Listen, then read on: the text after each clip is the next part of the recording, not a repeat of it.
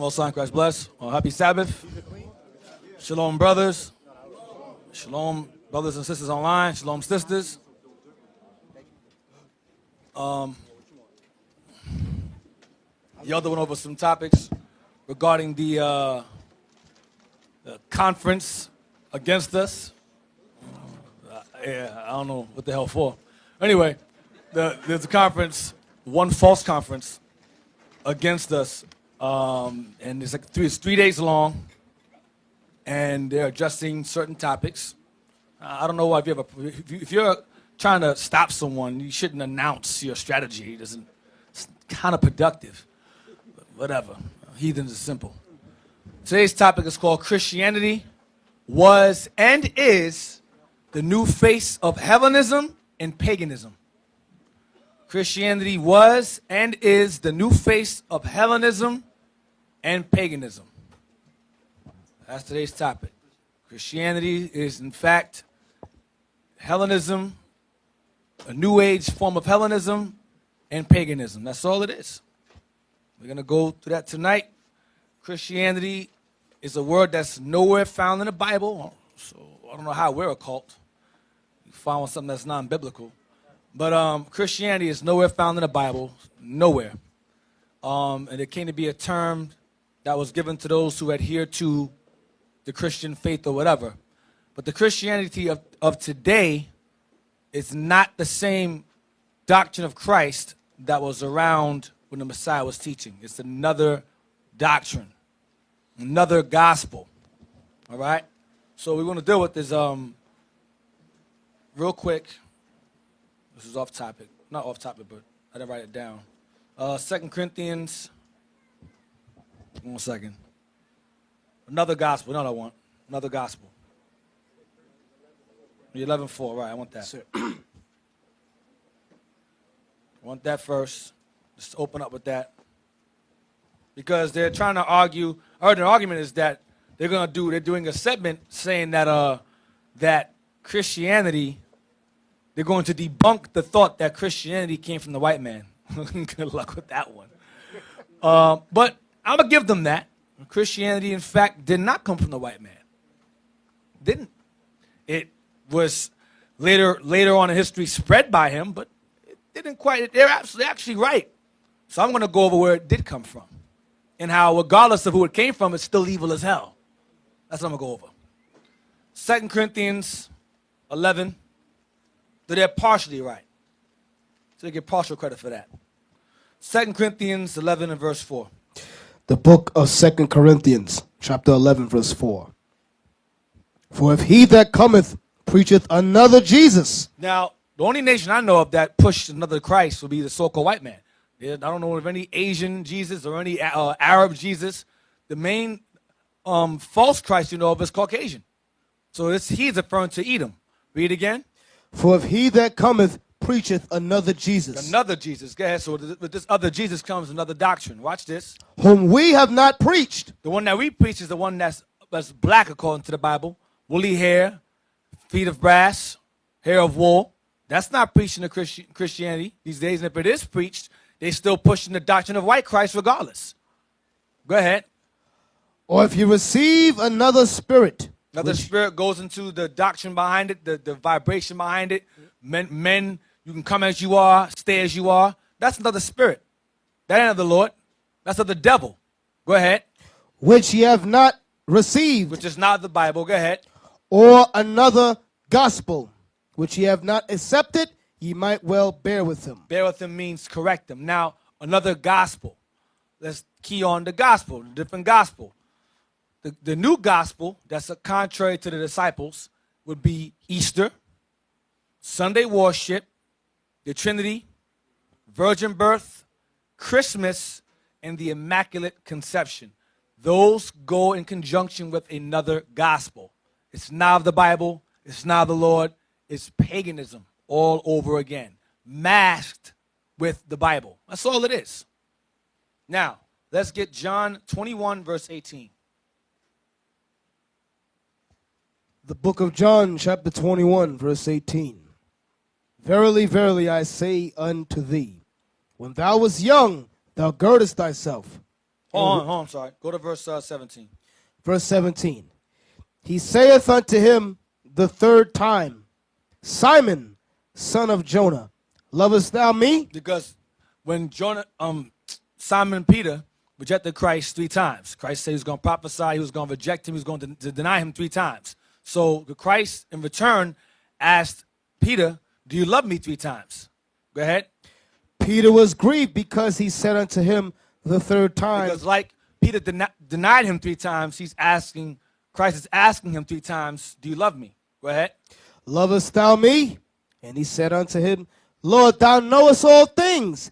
Thou knowest that I love thee. Jesus saith unto him, feed my sheep. Meaning teach the children of Israel. Feed my sheep. Go ahead. Verily, verily, I say unto thee, when thou wast young, thou girdest thyself. You were young, you dressed yourself up. Go ahead. And walkest whither thou wouldest. And went wherever you want to go. Go ahead. But when thou shalt be old, you're going to grow old. Thou shalt stretch forth thy hands, and another shall gird thee. Someone else will dress you. And carry thee whither thou wouldest not. And take you where you don't want to go. Go ahead. Then spake he, signifying by what death he should glorify God. So Christ is telling Peter, you're going to be killed. You're going to get old, and someone's going to take you where you don't want to go to kill you. That's what he's saying to Peter. Go ahead. And when he had spoken this, he saith unto him, follow me. But before that takes place, follow me, feed my sheep. That's what he's telling him. Now let's get 2 Peter 1:13, because Peter understood this later on when he got old and became an elder himself. 2 Peter 1:13. 2 Peter chapter 1, verse 13.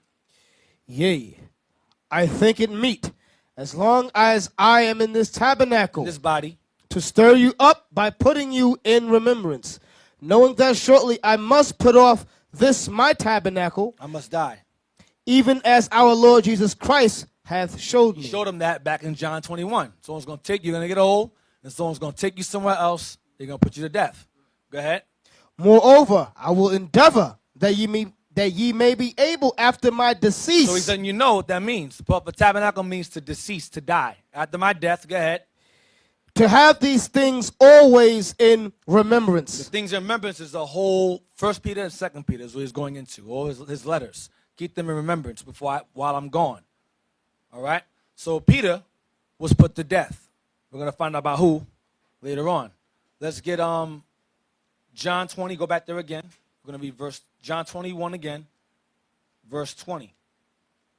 John 21, verse 20. Then Peter, turning about, seeth the disciple whom Jesus loved, following, which also leaned on his breast at supper, He was always close to Christ, always next to him. Go ahead. and said, Lord, which is he that betrayeth So thee? he asked him 2 questions. Which one of us is it that's going to betray you? Go ahead. Peter, seeing him, saith to Jesus, Lord, and what shall this man do? Then he goes, hey, and the guy that you so love, what's he going to do? Go ahead. Jesus saith unto him, if I will that he tarry till I come, If I want that he waits until I return. Go ahead. what is that to thee? What's that got to do with you, Peter? His situation's different from yours. Go ahead. Follow thou me. You follow me. What about John? What about you? You follow me. All right? Read on. Then went this saying abroad among the brethren, that the disciples should not die. Yet, So they all understood that John wasn't going to die. Go ahead. yet Jesus said not unto him, he shall not So die. they assumed Christ meant he wasn't going to die. But that's not what Christ had said to them. But they all assumed, based on that saying, John wasn't going to die. Go ahead. But if I will that he tarry till I come, what is it that to thee? Go ahead. This is the disciple which testifieth of these things. I am that disciple that Peter asked about, that Christ loved. It's talking about me. So John's telling you who he's talking about, himself. Go ahead. And wrote these things, and we know that his testimony is true. Go ahead. And there are also many other things which Jesus did, the which, if they should be written every one, I suppose that even the world itself could not contain the books that should be written. Amen. So there's a lot of editing there to do. Christ did so many things that couldn't fit it in one book. So they wrote down what was necessary to prove he was the Messiah.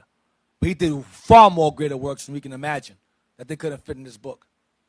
So now let's get Revelations 1 and verse 9. Regarding John. The same John that wrote Revelations. It's the same John that wrote John, the Gospel of John. Same one. Revelations 1. Revelation chapter 1 and verse 9. I, John, who also am your brother and companion in tribulation and in the kingdom and patience of Jesus Christ, was in the isle that is called Patmos for the word of God and for the testimony of Jesus Christ. Read it again.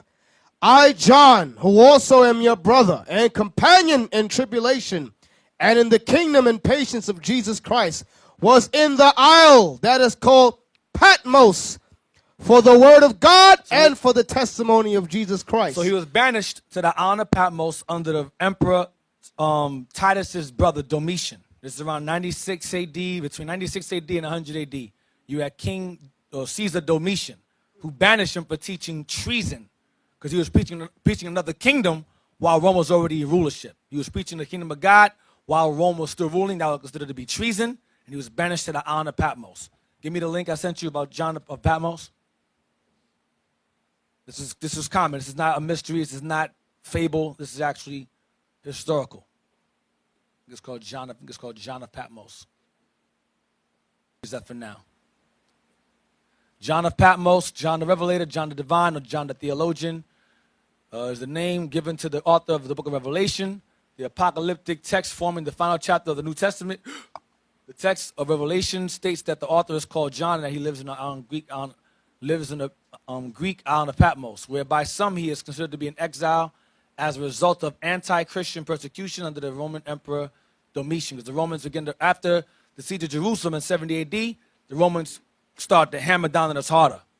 Because when Christ prophesied of the Rome besieging Jerusalem and it came to pass, the doctrine of Christ began to spread even stronger, got more strength, because what Christ said was true. So people more began to believe.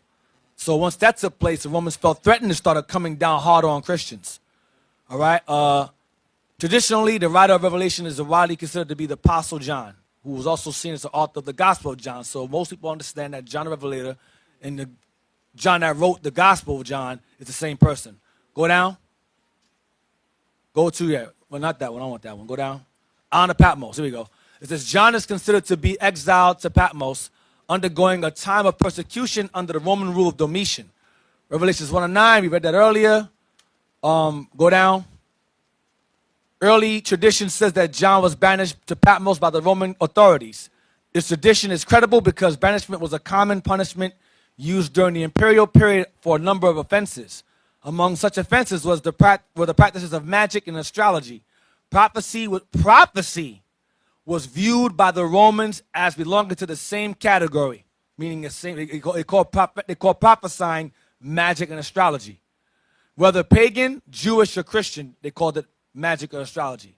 It was outlawed. Prophecy with political implications, meaning Rome falling, that's what Revelation is about, Rome falling, like that expressed by John in the book of Revelation, would have been perceived as a threat to Roman political power and order. Three of the islands and the Sporades were places where political offenders were banished.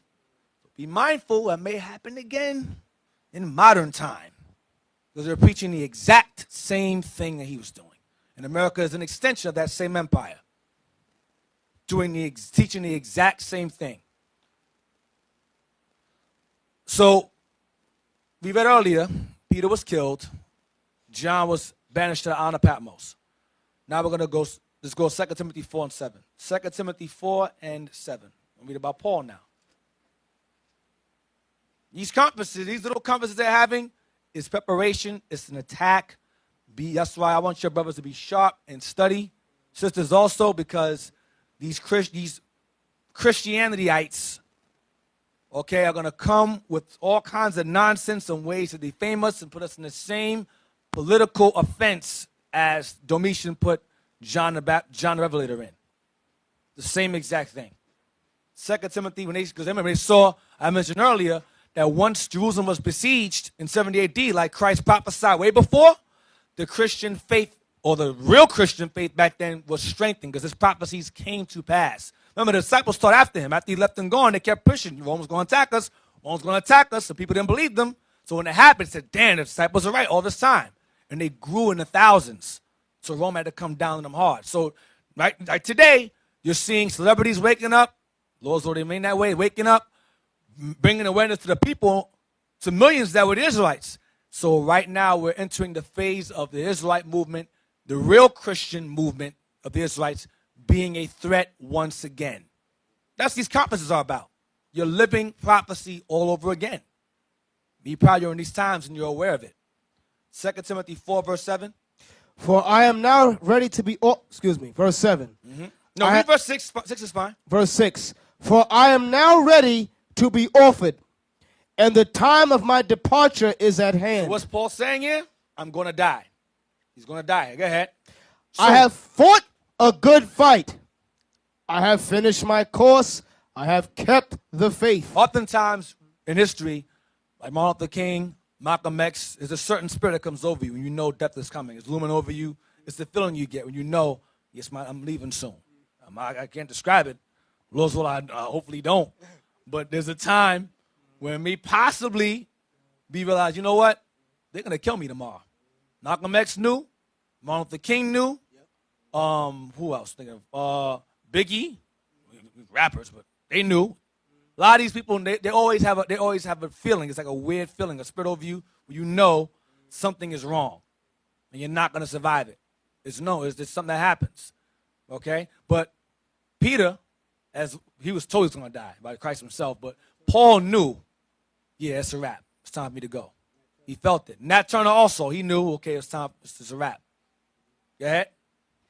I have fought a good fight. I have finished my course. I have kept the faith. I did my job. Go ahead. Henceforth there is laid up for me a crown of righteousness, which the Lord, the righteous judge, shall give me at that day, and not to me only, but unto all them also that love his appearing. To keep his commandments. Go ahead. Do thy diligence to come shortly unto me, for Demas hath forsaken me, having loved this present world. So a follower of Christ, fellow soldier of Paul, he went back into the road. He fell off. So you're going to see that also as we approach these last days. Brothers are going to fall off, and they're going to turn against you. You're seeing it. And they're siding with the devil at the same time. They've forsaken the truth and went back into the present world. Read again. For Demas hath forsaken me, Go ahead. having loved this present world. When people leave here and start saying, I used to be an Israelite, they love the present world. They love the present world. That's cipher from the Matrix. That's cipher. That's what that is. That's that. I don't want that pill. I want to forget everything. I want to be an actor. Wipe my mind clean. I want to forget everything. I want to be somebody special. It's the same thing. Go ahead. And is departed unto Thessalonica. Right back into the world. Go ahead. Crescens to Galatia. Crescens returned to Galatia. Titus unto Dalmatia. Titus. Same Titus in the book of Titus went off. Titus was a bishop. And before he became a bishop, his job was to set up bishops throughout the churches. Fell off. He was a Paul for years. Fell off. Go ahead. Only Luke is with me. That's who wrote Acts. He was always a Paul. Go ahead. Take Mark and bring him with thee, for he is profitable to me for the ministry. Go ahead. And Tychicus have I sent to Ephesus. Go ahead. The cloak that I left at Troas with Carpus, when thou comest, bring with thee and the books.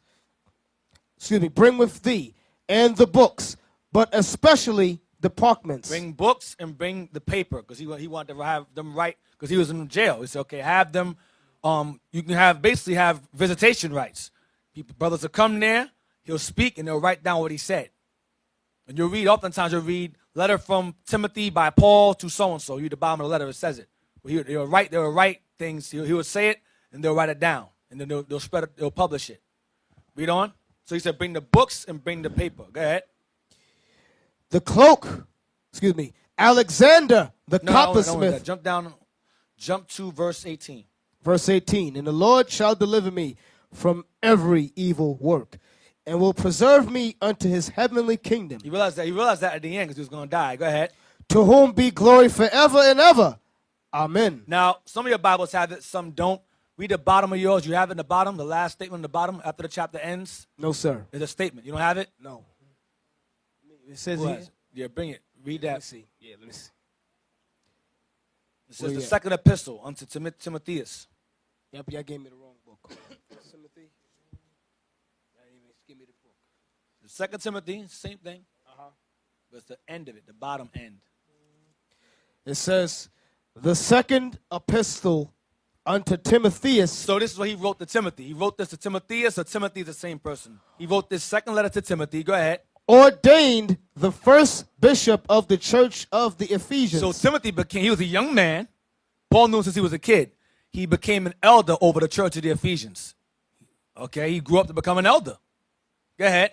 Was written from Rome Because he was in prison at Rome. Go ahead. when Paul was brought before Nero the second time. The second time. When Paul was brought before Nero, because he knew the second time is the last time. He's going to kill me. And Nero killed Paul. And he killed Peter too. I'm going to show you that also. And y'all, I believe y'all went to Rome. You went down there. And there's a spot where you went and they crucified Peter and his wife upside down. Him and his wife. And they have a spot sectioned off where they remember it. Because it's Rome, they know. He didn't know what they did. Huh? At the Vatican, right. And yet people are Roman Catholics. It baffles me how that is. Let's get Acts 12:1. So Peter was killed, Paul was killed, and John was banished. Acts 12:1. The book of Acts, chapter 12, verse 1. Now about that time, Herod the king stretched... Now, hold on. Now, Herod was an Idumean, as well as the Romans were also Idumeans. But he was called a Roman affiliate. All right? A Roman affiliate. So he's a Roman also. But a Roman affiliate. Read again. Now about that time, Herod the king stretched forth his hand to vex certain of the church. Of the apostles. Go ahead. And he killed James, the brother of John, with the sword. So Herod had James, one of the disciples, killed. So now you have James, and you have Peter, and Paul were killed. All right, not in that same order, but you get my point. These were killed. They were killed. All right? And this, read on, next verse 3. Watch this. And because he saw it pleased the Jews. Because you had wicked Israelites, black Hebrew Israelites, elders, that were happy to know that Herod had killed one of their brothers because of what they were teaching. Leave it there. I'll come back to that later. Let's go to Roman Emperors, the book I have. This book right here is called The Roman Emperors by Michael Grant. Okay? The Roman Emperors. I know he's still going to mess around and put this book out of print now. Now we brought it out. Or he's going to revise it. Or it's going to be out of print. Or it's going to end up fading somewhere or whatever. It's called The Roman Emperors, a biographical guide to the rulers of Imperial Rome from 31 BC to AD 476. So it's pretty much all the emperors. From the ancient Rome to Byzantine Empire Rome. The biographical guide, the Roman emperors. We want page. You want page. What page I want? Page 38. Page 38. All right. Nevertheless, the situation at Rome was taking a turn for the worse. A crucial event was the Great Fire of Rome in 64 AD, which deprived numerous families of their homes and caused widespread discontent. According to famous passages of Tacitus, Nero tried to pin the blame for the conflagration on the city's small Christian community. So, let me read. I'll read it. Regarded as a dissident group of Jews, that's Israelites, were Christians, and burnt many of them alive. Now, understand what Nero did was, there was a Colosseum. Nero would take our people, put them on the Colosseum, light them on fire around the Colosseum, so it'll be lighting. That's why Yankee Stadium has the lights all around it. And they have a thing called Nero software. It's burning CD software called Nero. Because he would burn Israelites alive on the Colosseum as lights to light up the stage, light up the arena. That's what he did to us. Us. Yes. Conflagration. Look it up. Look up conflagration. See what that means. I bypassed it. I'm sorry. You're right. Conflagration. I don't know what it means. Let's move on to something else. I understand. Conflagration. A great fire? Thank you. So, regarded as a dissident group of Jews and burnt many of them alive, the martyrdoms. No, I missed it. According to a famous passage of Tacitus, Nero tried to pin the blame for the great fire on the city's small Christian community. So he blamed this great fire on the Israelites, Christian Jews, and burnt them alive. The martyrdoms of Saint Peter and Saint Paul were ascribed to these persecutions. So he killed Peter and he killed Paul the second time. Okay? That's who took Peter when he got old, where he wouldn't want to go, crucified him upside down with his wife, and he beheaded Paul. He had Paul beheaded, took his head off. So these are your friendly neighborhood white man, as the elder says. That's what they do. Hey, and what's heavy in that right there, right, is that it says that there was a fire in Rome. And they used that, Nero, he used that fire to do what? To persecute the church, to persecute Israel. You all got to realize it's the same thing they're going to try to pull today, man. You understand? Because you know the scripture said that we got to be blameless, right? And we got to walk blameless and so forth. But guess what? Guess what they label us as? They label us as black, militant, hate group. You understand? Radical. You know, so they put all these labels on us. So now if something happened now, they could say, oh, they could pass the blame on us. I say, it's these guys that did that. Yep. You know, these guys, they did that terrorist activity or whatever and tried to put some kind of blame on us. You understand? How the mic song like that? Yeah, man. So the same thing that happened back then is the same thing that could happen today. Yep. Now watch this. It's still the rumor persisted. So even after he blamed the Christians for the fire, watch this. The rumor persisted. Not only that the ruler had sung his own poem, The Sack of Troy, not fiddled as the convention has it, while enjoying the spectacle of the flames, but also that he had actually started the fire himself in order to be able to annex some land he wanted for the erection of his golden house. So he started the fire himself and laughed at the fire, he said, he laughed at how look what I did, then blamed us for it. This is Edom. This is what Edom does. Start stuff and put it on somebody else. Blame them. Yes. Right, the Bronx fires in the 70s, exactly. So he went and caused a fire so that he can have some room to build his golden house, erect some golden house. And the fire went, I guess, crazy. He said, okay, well, I'll blame the Jews for it. Then he killed us in the process. Let's go to the origins of Christianity. Wikipedia, origins of Christianity. As I said before, it didn't start with Christianity. Modern Christianity did not start with the white man. It started from somewhere else. Somewhere far more ancient before them. We're going to read into, hold on. We're going to read into Jewish Christians. We'll stop there. Origins of Christianity. Early Christianity and early rabbinical Judaism was significantly influenced by Hellenistic religion. Stop. Read it again. Early Christianity and early rabbinical Judaism were significantly influenced by Hellenistic religion. Now I want you to click early Christianity real quick. Click that. Click early Christianity. Read that. Early Christianity is the period of Christianity preceding the first Council of Nicaea. Because you have people that say that Christ was created during the Council of Nicaea. No. It says Christianity before the Council of Nicaea. So Council of Nicaea did not create Christ. That's retarded. You're going to hear ignorant black folks say that. Oh, the Council of Nicaea, Christ came from that. No, he didn't. They're believing in Christ. John wrote Revelations in 100 AD. How in the hell did they create Christ when he was speaking about Christ long before that? It's nonsense. But go ahead. It is typically divided into the apostolic age, and the ante-Nicene period from the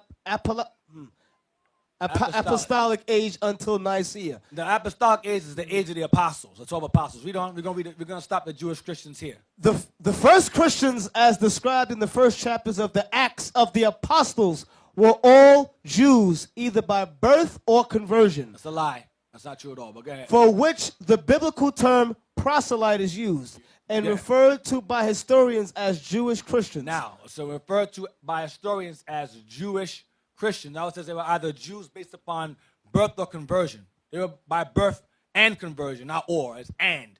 Click Jewish Christians, please. Click Jewish Christians, yep. Read that, please. Jewish Christians, also Hebrew Christians, or Also what? Hebrew Christians. So it's not by conversion. Cannot convert into a Hebrew. Go ahead. Or Judeo-Christians. Watch this. Were the original members of the Jewish movement that later became Christianity. So the original members of the Christian faith were all Jews. By birth and conversion, it's the same thing. It converted out of the Greek customs into the Jew customs. They were Israelites, period. Go ahead.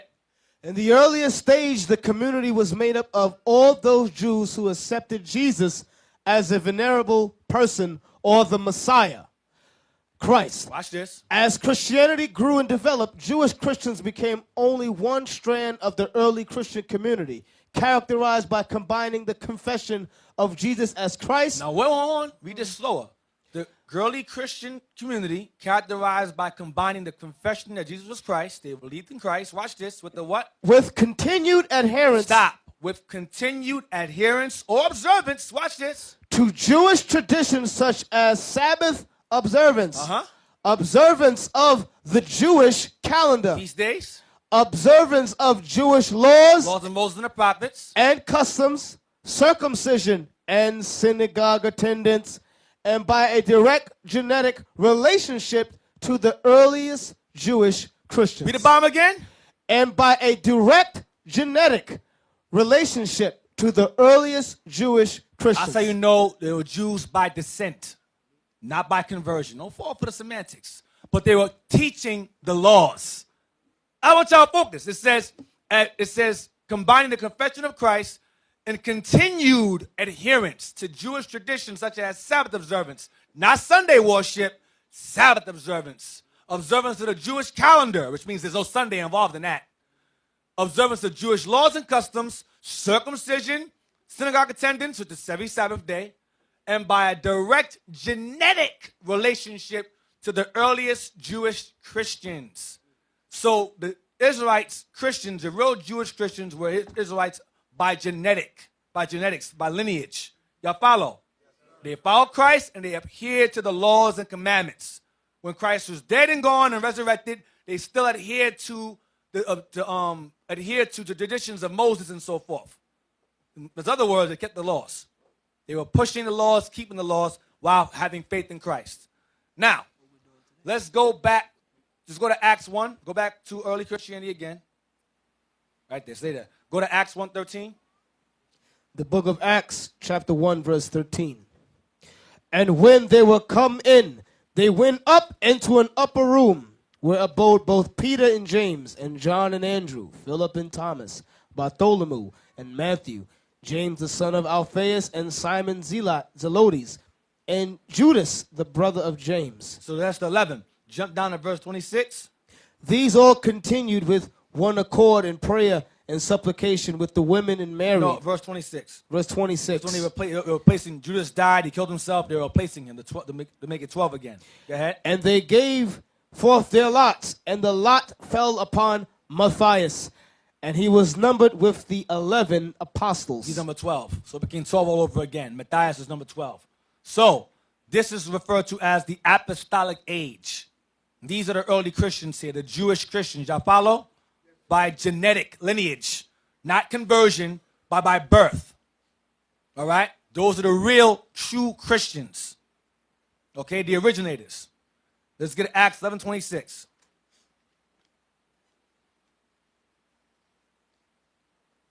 The book of Acts, chapter 11, verse 26. And when he had found him, he brought him unto Antioch. And it came to pass that a whole year they assembled themselves with the church and taught much people.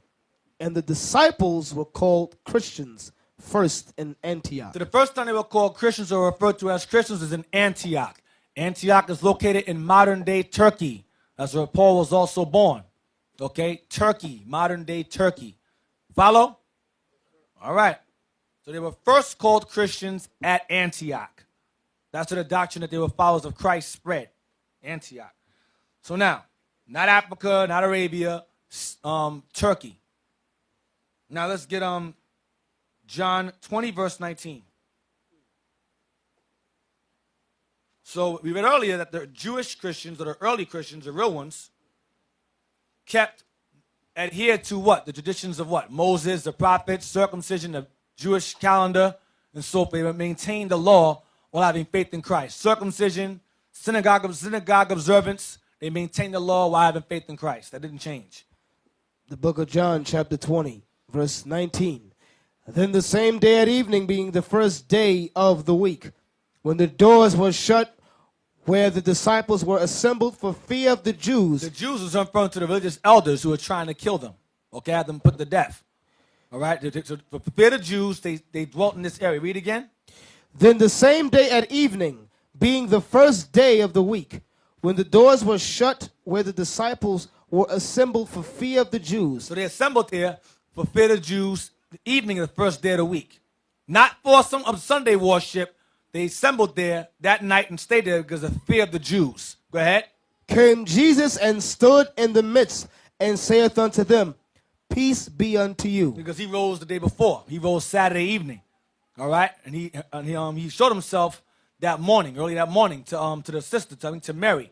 And then she came and told them, blah, blah, blah, yada, yada, yada. And then eventually they all went and hid among themselves and discussed these things. And Christ appeared unto them the same night.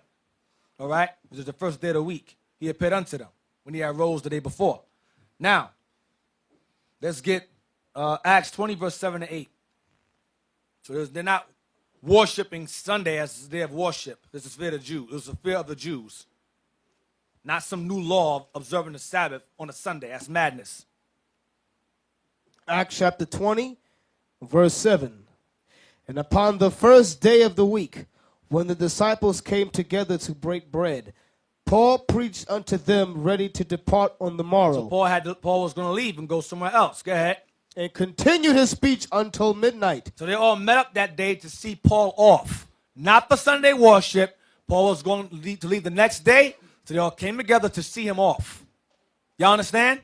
There's no law saying, yes, Sunday from now on. It's not in the Bible. It's not in there. So where does this Sunday worship come from? Something far more ancient than the white man. Far more. We'll get to that later. Let's go to 1 Corinthians 16, verse 1. 1 Corinthians 16, verse 1. 1 Corinthians 16 and 1. Now concerning the collection for the saints, as I have given order to the churches of Galatia, even so do ye. Order that all the churches gather money together to help the other churches work together as one. Go ahead.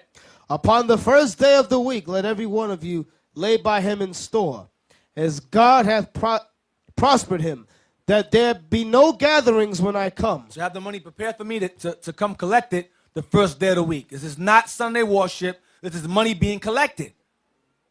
They use these scriptures, I don't know why they use them for. It's ridiculous. Matthew 5:17. We read this in Wikipedia earlier about them adhering to the laws. Matthew 5 and 17.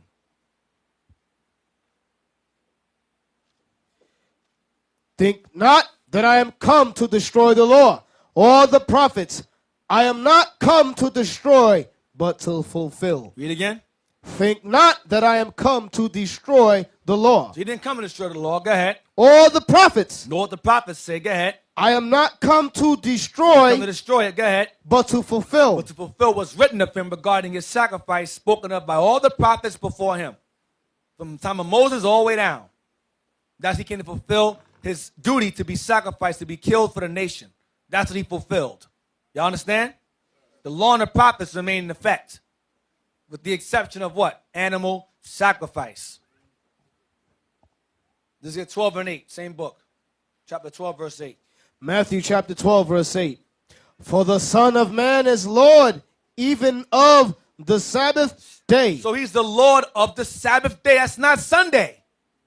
He is the Lord of the Sabbath day. He visited John the Revelator on the Lord's day. That's the Sabbath day. So where do you get Sunday from? Paganism. That's where it comes from.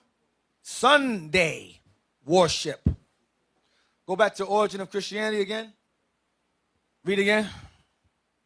Origins of Christianity. Early Christianity and early rabbinical Judaism was significantly influenced by Hellenistic religion and Hellenistic philosophy. Christianity, in particular, inherited many features of Greco-Roman paganism.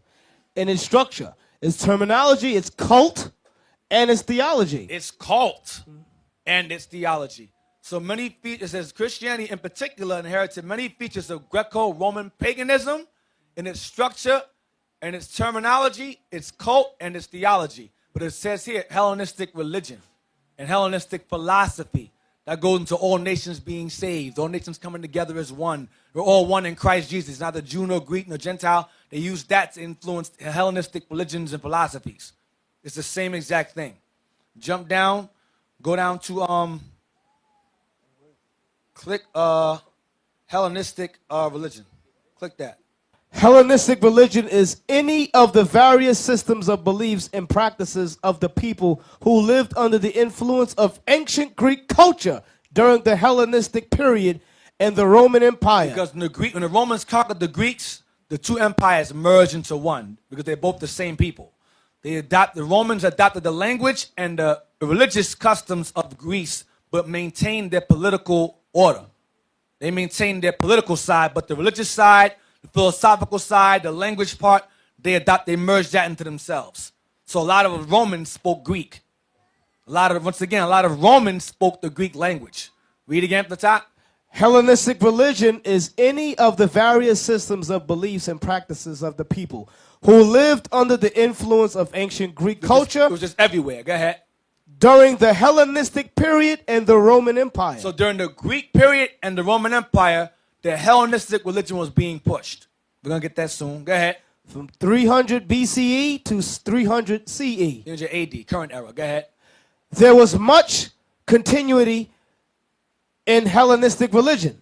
The Greek gods continued to be worshipped. So the Romans, along with the Greeks themselves, still worshiped Greek gods, but the Romans gave them, Latinized their names. They worshiped the same exact gods, but Latinized or changed the names of the gods from the Greeks. But it's the same exact gods, different names. Go ahead. The Greek gods continued to be worshipped, and the same rites, customs were practiced as before. Exactly. So now, let's get Zondervan Dictionary about Hellenists.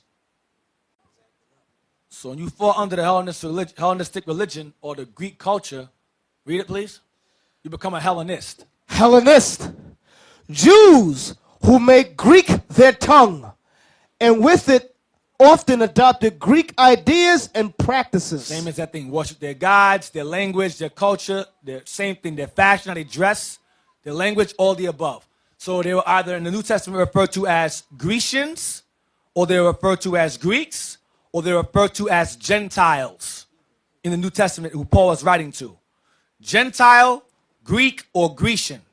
Mostly it is referring to Grecian. Acts 6:1, 9:29 is referring to Grecian, but also Greek or Gentile. Heathen also, but I want to deal with this Greek for now. Greek, Gentile, or Grecian. Now, let's get 1 Maccabees 1. We're going to read what Hellenism is. And if it's a religion. 1 Maccabees 1, verse 41. This is regarding Antiochus or Antiochus, who forcefully pushed this Hellenistic religion, which started with Alexander the Great, who died early and passed the mantle to his 4 generals. Okay, and Antiochus came out of one of them. Hold on, let me get it. 1 Maccabees 1, verse 41. Antiochus, who came out of the 4 generals of Alexander, forced Hellenism on the people. On our people. Now, all nations were affected by Hellenism, but he targeted our people. He wanted to make certain that the Jews specifically were subjected to that religion. Read that. First Maccabees chapter 1, verse 41. Because you have to ask yourself, even now, why are the Israelites, if we're a cult and we're talking madness and we're crazy, why is such attention being brought to us? Why? We're insignificant Negroes wearing funny clothes with a mic and a Bible. Why are you talking about us? Why are you holding a 3-day conference about us? Because we're a problem. Because we're spreading. When we're speaking this truth, you don't want to spread. So you figure you're going to try to stop it while it's still early. It's too late already. It's a wrap. You done. You finished. But we're reading the same exact thing in the past. It's happening now. First Maccabees 1, verse 41. Moreover, King Antiochus wrote to his whole kingdom that all should be one people. Read it again. Moreover, King Antiochus wrote to his whole kingdom that all should be one people. That is Hellenism. That is also democracy. Democracy, write this down. Democracy was born in Greece. It came out of Athens. Athens, Greece. That's where democracy comes from. Okay? Democracy is a Greek philosophy in America, in the American Empire. America is an empire. I don't know if you know this. That's why they call New York the Empire State. Because New York is a city located in an empire. You understand? You look up, why is New York called the Empire State? No one knows. It's up in the air. Google it. Just read for yourself. We don't know. Maybe this, maybe that. It's because it's an empire.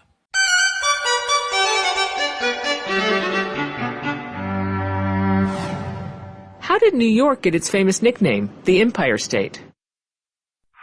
Most signs commonly point to George Washington. Although a number of unsubstantiated stories exist, perhaps the best documented case is a 1785 letter he wrote to the New York Common Council. The Common Council had previously bestowed upon him the freedom of the city of New York.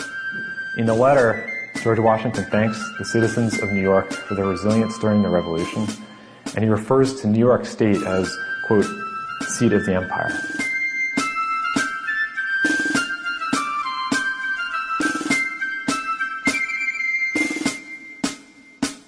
America, or Babylon the Great, is the extension of the Greco-Roman Empire. And with an empire requires what? Emperors. And emperors come from a particular nation of people to rule, because it's a lineage that passes down through emperors. You understand? Which would be Edomites. As is the Romans, as they are today, called Americans or British or Portuguese. It's all the same people. But American whites are really British whites. It's the same people. All right? So read again. Moreover, King Antiochus wrote to his whole kingdom that all should be one people. It should be Hellenism or democracy. Go ahead. Or Christianity. Go ahead. And everyone shall leave his laws. Christianity teaches what? That the laws are what? That the laws are done away with. All you got to do is believe in the name of white Jesus and all be good. You can come as you are and stay as you are. Because in the Greco-Roman Empire, in the Greek Empire, Alexander the Great was a well-known flaming homosexual. They say he was very effeminate. He can kick you behind though. But he was very, very effeminate. And he was the one that advocated the clean-shaven look. He pushed that vibe because he got that from the Egyptians. Because the Greeks borrowed from the Egyptians. The Romans borrowed from the Egyptians and the Greeks. Because Esau has no culture of his own. He borrows others. He's not innovative. He has no creativity whatsoever. He steals and says it's mine. That's what he does. Read on. And everyone should leave his laws. So all the heathen agreed according to the commandment of the king. That's why Christianity, New Age Hellenism, is found in every country on the planet. You have crazy Muslims, you got Christians among them. Crazy Buddhists, you got Christians among them. You have Hinduism, Christians are among them. Taoism, whatever, Christians are among them. Muslims, Christians are among them. Modern Christianity is everywhere because the heathen consent to it as they did back then. They do so today. Go ahead. Yea, many also of the Israelites consented to his religion. To his what? To his religion. To his what? To his religion. It's a religion. Hellenism is a religion. Go ahead. And sacrifice unto idols. That goes back to those Greek gods we read about earlier. They worship Greek gods. Go ahead. And profaned the Sabbath. In turn, what's the Christianity push the Sabbath to now? Sunday. Sunday. Worshipping the sun. Go ahead. For the king had sent letters by messengers unto Jerusalem and the cities of Judah that they should follow the strange laws of the land. Go ahead. And forbid burnt offerings and sacrifice and drink offerings in the temple, and that they should profane the Sabbath and festival days. Don't keep Passover no more. Keep Easter. Don't keep Hanukkah no more. Keep Christmas. It's the same thing all over again. Go ahead. And pollute the sanctuary and holy people. And do what?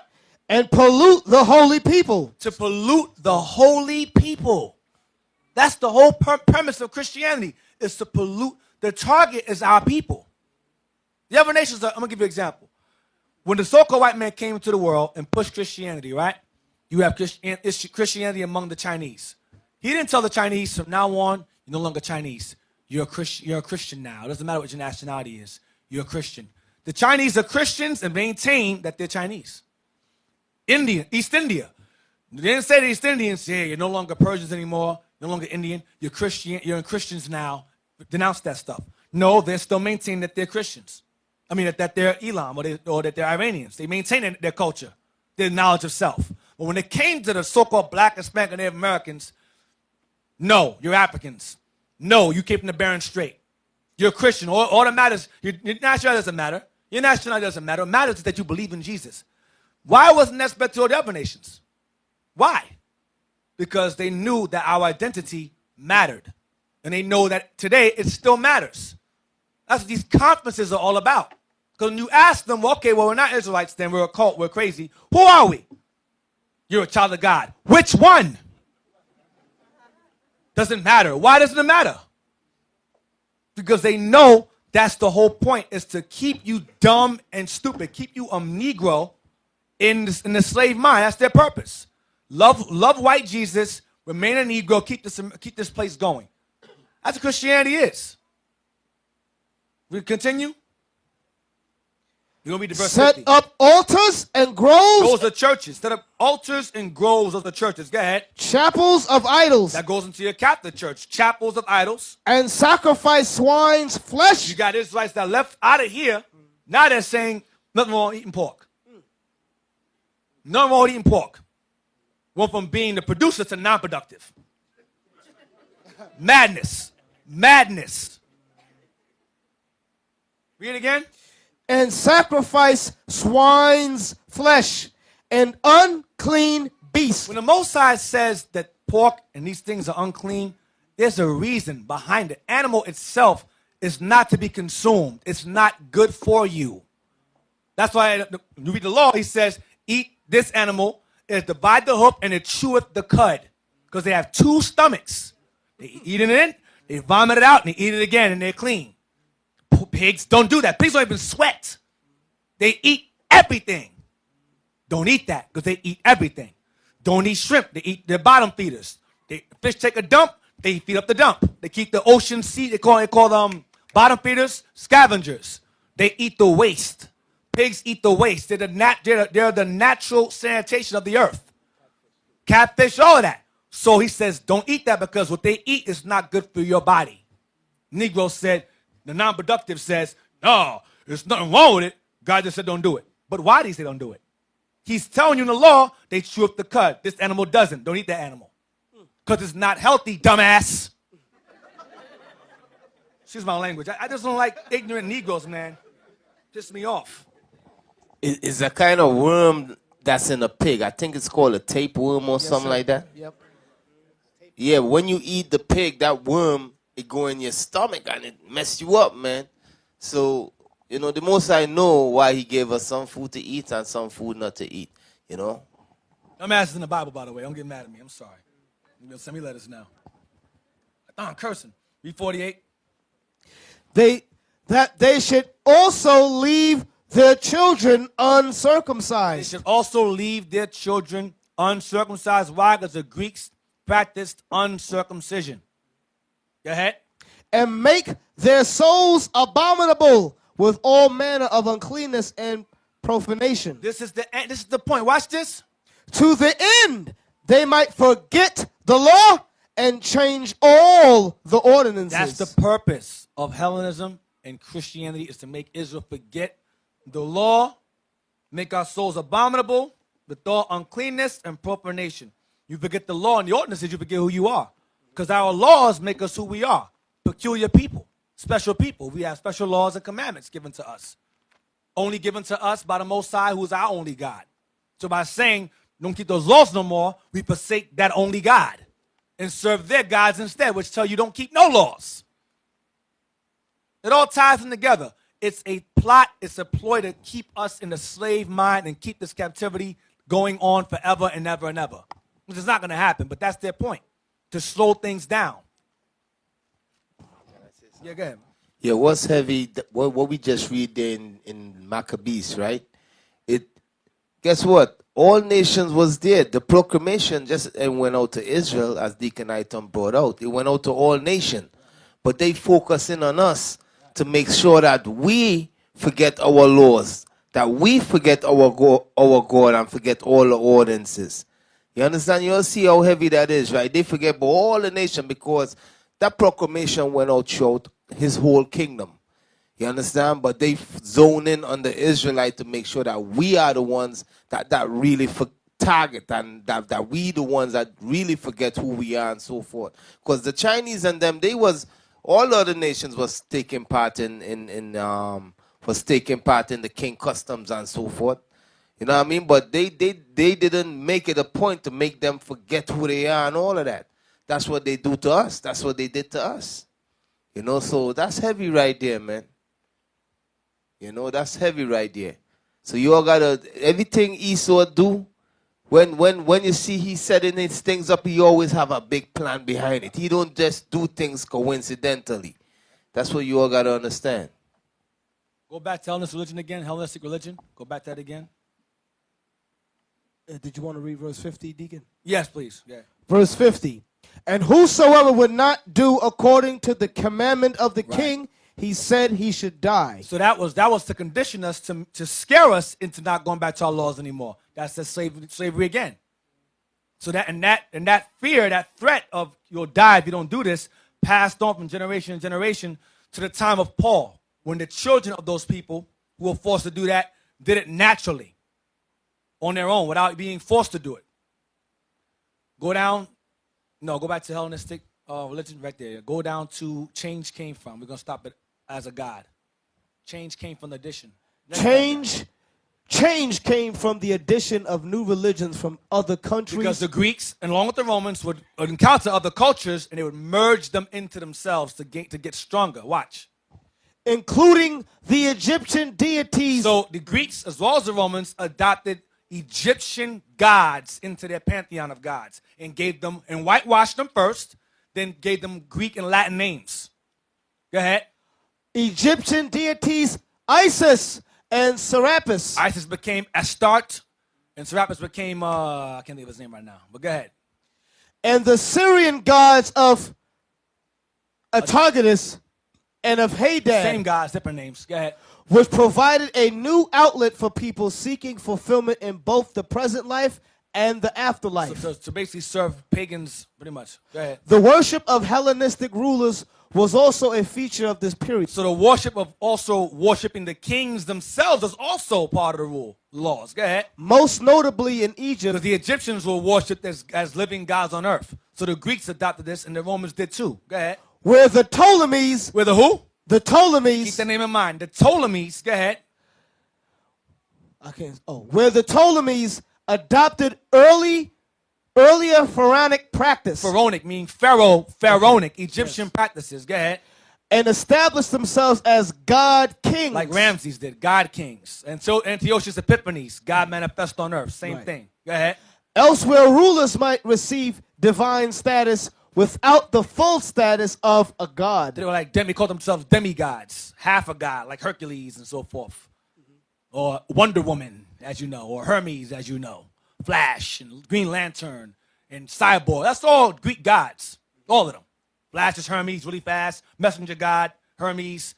I believe he's Serapis. I think he's Serapis, I believe. Or that's no, Serapis is Osiris or Ra. That's who that is. Ptolemies. Go to 2 Maccabees 6, verse 1. 2 Maccabees chapter 6, verse 1. Yep. Not long after this, the king sent an old man of Athens to compel the Jews to depart from the laws of their fathers. Read it again. Not long after this, the king sent an old man of Athens to compel the Jews to depart from the laws of their fathers and not to live after the laws of God. See this? We're talking this again. Go ahead. And to pollute also the temple in Jerusalem. Now, 2 Maccabees is actually repeating 1 Maccabees, the reiteration of what's going on in the 1 Maccabees, but in a bit more detail. Because it was Antiochus that pushed it, that forced it on us, as well as somebody else. Go ahead.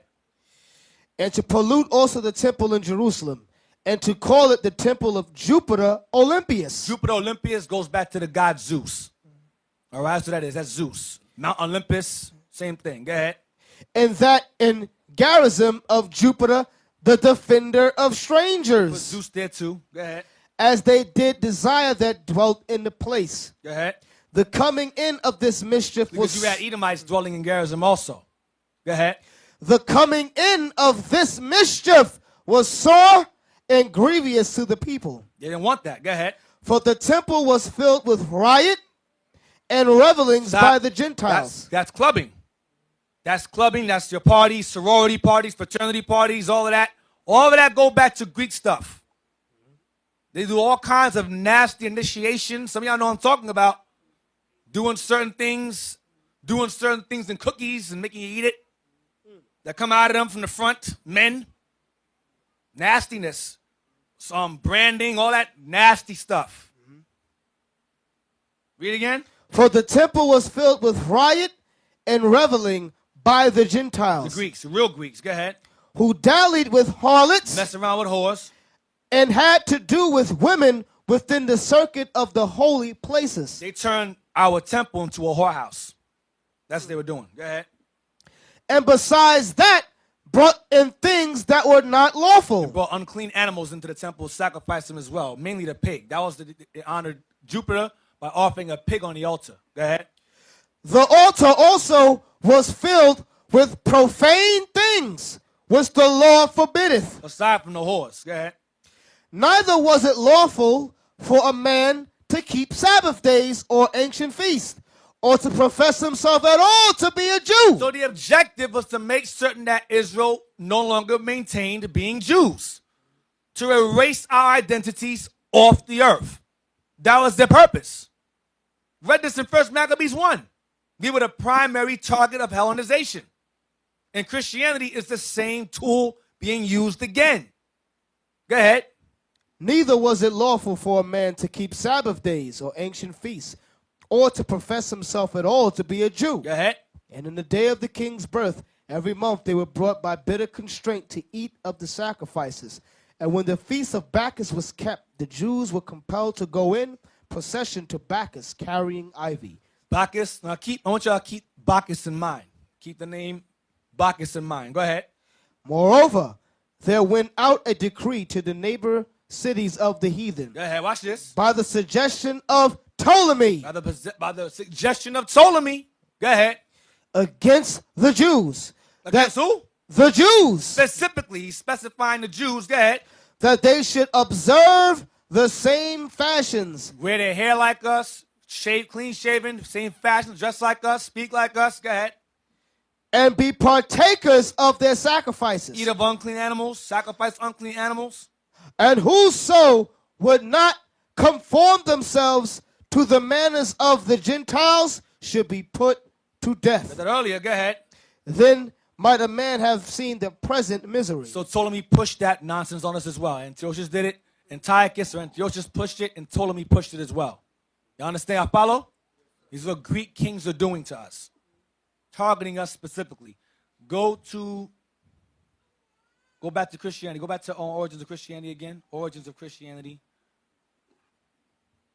And we're going to read Christianity in particular. Go back. Click back on this right here. Yeah. Read again. Origins of Christianity. Yeah. Early Christianity and early rabbinical Judaism was significantly influenced by Hellenistic and Hellenistic philosophy. Christianity in particular inherited many features of Greco-Roman paganism in its structure, its terminology, its cult, and its theology. This took place over time. It wasn't immediately. It took over time. It was gradual. Go ahead. Titles such as Pontifex, Maximus, Go ahead. and Sol Invictus were taken directly from Roman religion. So Pontifex Maximus and Sol Invictus were taken directly from Roman religion. Click Pontifex Maximus, please. Let's see what that is. Pontifex Maximus. Sounds powerful, right? Powerful. Pontifex Maximus. Sign Gladiator. The word Pontifex later became a term used for Christian bishops, The term Pontifex later on became a term used for Christian bishops. Watch this. including the Bishop of Rome. Because Rome adopted Christianity into itself. When the Christian movement grew, like I mentioned earlier, 70 AD, it strengthened. Rome saw how powerful the Christian movement was. They said, well, rather than attack it, we strengthen it more. So rather than attack it, let's merge it into ourselves. So they took the Romans worshipped what the Greeks worshipped, the Egyptians worshipped, which was the sun, different gods like Ra and so forth or whatever. So the Romans took their sun worship, okay, and they merged it with Christian Judaism. And when you take sun worship and Christian Judaism, you know what you get? The Roman Catholic Church. That's what you get. And when you take moon worship and Christian Judaism along with Judaism, aside from Christian Judaism, you get Islam. But you both brought together and sold us in slavery. But that's another topic. Read it again. The word Pontifex later. The word Pontifex later became a term used for Christian bishops, including the Bishop of Rome. Watch this. And the title of Pontifex Maximus was applied within the Roman Catholic Church to the Pope as its chief bishop. See? Go ahead. It is not included in the Pope's official titles, but appears on buildings, monuments, and coins of popes of Renaissance and modern times. And popes of Renaissance and modern times, meaning today, in Christian churches and Catholic churches, because the Christian churches, the denominations of today, all derived from the Roman Catholic Church. They cannot deny it. They teach the exact same garbage. Only thing is that the Roman Church has what is called the Catechism. They have their own separate set of laws that somehow go against the Bible, called the Catechism. All right, but the Roman Empire basically became the Holy Roman Empire, which in Israel took over, but that's another topic. But basically, the Roman Empire decided to take Judaism or Christian Judaism and merge it into itself, and took paganism along with Judaism and merged them together. And that's what modern Christianity is now. It's the same exact thing. Nothing different. Y'all follow? All right. You say something? Yeah. Go ahead. Because when you look at the Roman and Greek mythology, right? For instance, the mythology about heaven, about when you die, you go live up in the sky. Where you think that come from? They call it the Elysian Fields. You watch a Gladiator, when you saw the movie Gladiator with Maximus or Russell Crowe, when he dies, you see him going through the fields and his wife and stuff waiting for him in the afterlife. The gates of Olympus are open to you. That's where it comes from. You die. Basically, what Esau says to you is, live joyously in hell, only to die and go to heaven and live happy up there. So keep hell here and then die and go to heaven up there. It's madness. Right. That's what Christianity is. Maintaining hell to get to heaven. Right, so that right there is where they got that whole concept of dying and going to heaven from, the afterlife. Right. You understand? We know in the Bible it says when you die, your spirit goes back to who? The Most High. But that's Greek mythology. That's that Greek mythology that they push in Christianity today. That when you die, you're gonna go and you're gonna live up in the sky. But no, they ain't saying no more it's with Zeus. They're saying it's Christ and God. You understand? And then you got, if you evil, you're gonna go to hell. You're gonna go in the ground with Hades. You understand that Hades is that Greek mythology. Or Tartarus. That they teach. You know, that's this is what Xena. You remember Xena? Yep. Way back in the Hercules. days, and Hercules. You know, the god of war. yeah, Ares, and then you got the Hades of hell, that when you die, you go down there and he torment you. All of that Christianity, Christianity incorporate all of that with itself. And that's what they teach our people today in the churches. All right, that's where they got all of that from.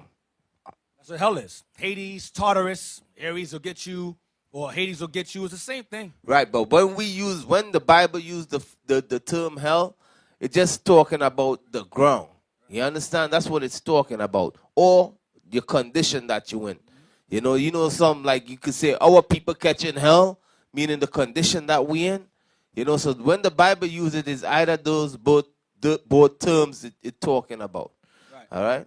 Now go back now. Click Sol Invictus, please. That means the unconquered sun in English.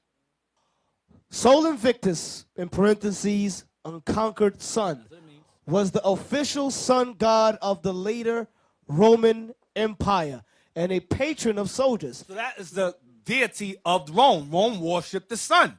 You take sun worship and Christian Judaism and merge them together, you get what? Roman Catholic Church. This goes back to being Pontifex Maximus. And that passed all the way down into Constantine. All up to that time, the Council of Nicaea, all of that. Because when Christianity, as the disciples are being killed, the Jewish Christians were being killed off by Rome. So the doctrine of purity of it started to get diluted. And Christianity became a philosophy. It became like a discussion. And Christianity lost its facts. So it started coming with different doctrines of what Christ was, whether he was a man, whether he was the Father, whether he was the Son. So they had what was called the Council of Nicaea to clear things up, whether to factor out whether or not he was the Son of God, God himself, a man, whatever. And the Council of Nicaea was to basically to settle things within the churches, to keep the empire stable religiously. That's what it was all about. So what it did was to keep the peace, to have pagans and Christians, or pagan Christians work together as one. Let's take a Sabbath day and make it Sunday. Let's incorporate Easter. What else they did? Easter, Sunday, and something else they did. And Christmas, and incorporate Christmas. Thank you. That's what they did to keep the peace between pagans and pagan Christians alike. And we're going to get to that soon. Go ahead. Read that. Was the official sun god of the later Roman Empire and a patron of soldiers. In 274 AD, the Roman Emperor Aurelian made it an official cult alongside the traditional Roman cults. Scholars disagree about whether the new deity was a refoundation of the ancient Latin cult of Sol, a revival of the cult of Elagabalus, or completely new. The god was favored by emperors after Aurelian and appeared on their coins until Constantine I. Now, I missed something. Go back to early Christianity again. I'm sorry, I missed something. I'm gonna read something to y'all. You gotta get that part out. Go back to early Christianity. Click that, early Christianity. Click that. Go down to Jewish Christians. The term Jewish Christian. Click that. Read that. The term Jewish Christian appears in historical texts contrasting Christians of Jewish origin with Gentile Christians, both in discussion of the New Testament church in the second and following centuries. It is also a term used for Jews who converted to Christianity but kept their Jewish heritage and traditions. Why? Because they were being forced out of it by Greco-Roman culture. Go down on something real quick. Read as Christianity. Read that. As Christianity grew throughout the Gentile world, Christians diverged from their Jewish and Jerusalem roots. Jewish Christianity initially strengthened despite persecution by Jerusalem temple officials. Regardless of Roman persecution, go ahead. Fell into decline during the Jewish-Roman wars from 66 to 135 AD. And the growing anti-Judaism, perhaps best personified by Marcion 150. He was a Roman, Marcion. Go ahead. Which, with persecution by the Orthodox Christians from the time of the Roman Emperor Constantine in the 4th century, Jewish Christians sought refuge outside the boundaries of the empire. So the real Christians sought refuge outside the empire of Rome because Rome was persecuting us. Watch this. In Arabia and further afield. Go ahead. Within the empire and later elsewhere, it was dominated by the Gentile-based Christianity. Stop. Stop. Within the empire and later elsewhere, it was dominated by the Gentile-based Christianity. That's the one that says all are one, all come together. Go ahead, we don't want to say it, watch. Elsewhere, it was dominated by the Gentile-based. So the real Christianity became dominated because they were forced away. They were in hiding. So the heathens made up their own form of Christianity, and that became dominant. And Rome adopted that. Watch. Base Christianity, which became the state church of the Roman Empire. Roman Catholic Church. The state church of the Roman Empire is the Roman Catholic Church. Go ahead. And which took control of sites in the Holy Land, such as the Church of the Holy Sepulchre and the Cenacle, and appointed subsequent bishops of Jerusalem. And that's when the Council of Nicaea took place. Those bishops were set up by Rome and so forth, and they were basically ideologies of Christianity, different forms. Not the main original Jewish Christianity, but Gentile-based Christianity was being pushed. You understand? Now we can go back. Go to right there. Read the theory. The theory. The theory dating from the 12th century that the near solstice. No. I'm sorry. Read the topic again. Sol Invictus was the official sun god. Sol Invictus was the official sun god of the latter Roman Empire and a patron of soldiers. In 274 AD, the Roman Emperor Aurelian made it an official cult alongside the traditional Roman cult. Stop. All I want is the Roman Emperor Aurelian. Now jump down to the theory. Keep his name in mind. Keep that guy in mind. Roman Emperor Aurelian. Read that, the theory. The theory dating from the 12th century. 1300s. That the near solstice date of 25 December for Christmas was selected because it was the date of the Roman festival of Dies Natalis Solis Invictus. This goes back to Saturnalia. Same thing. Go ahead. Birthday of the unconquered sun. Which is Baal, the devil. Go ahead. Is challenged by some Christian scholars. Because they want to maintain Christmas. They're arguing it, but it's true. Go ahead. Different explanations for the date similarity are considered to be academically throughout viable hypothesis They're by saying some. it's a guess. It's not a guess. It's true. They argue back and forth, but it's true. Because Christians are trying to maintain Christmas as being holy when it's not. It's a pagan origin. Go down. Both theories. No, go down. Go down. Go down. I don't want that. It's just a waste of time. The theory until. Fine. No, go back to this book again. Go to this book here. The Roman Emperors. Go here. We're going to go to page 187. Watch this. So, that Roman festival, Sol Invictus, the birthday of the unconquered sun, that's Christmas time, which Christianity once again advocates. That's the birthday of the Messiah, when it's not. Page 187. Blow it up so Liam can read it. Bring it down. This is the same book right here, Roman Emperors, page 187. All right? Go ahead. Long been on the increase in the empire, reflecting. Hold on a second. You cut something out. Oh, he put a page out. Hold on. Let me read it. It's a page cut out.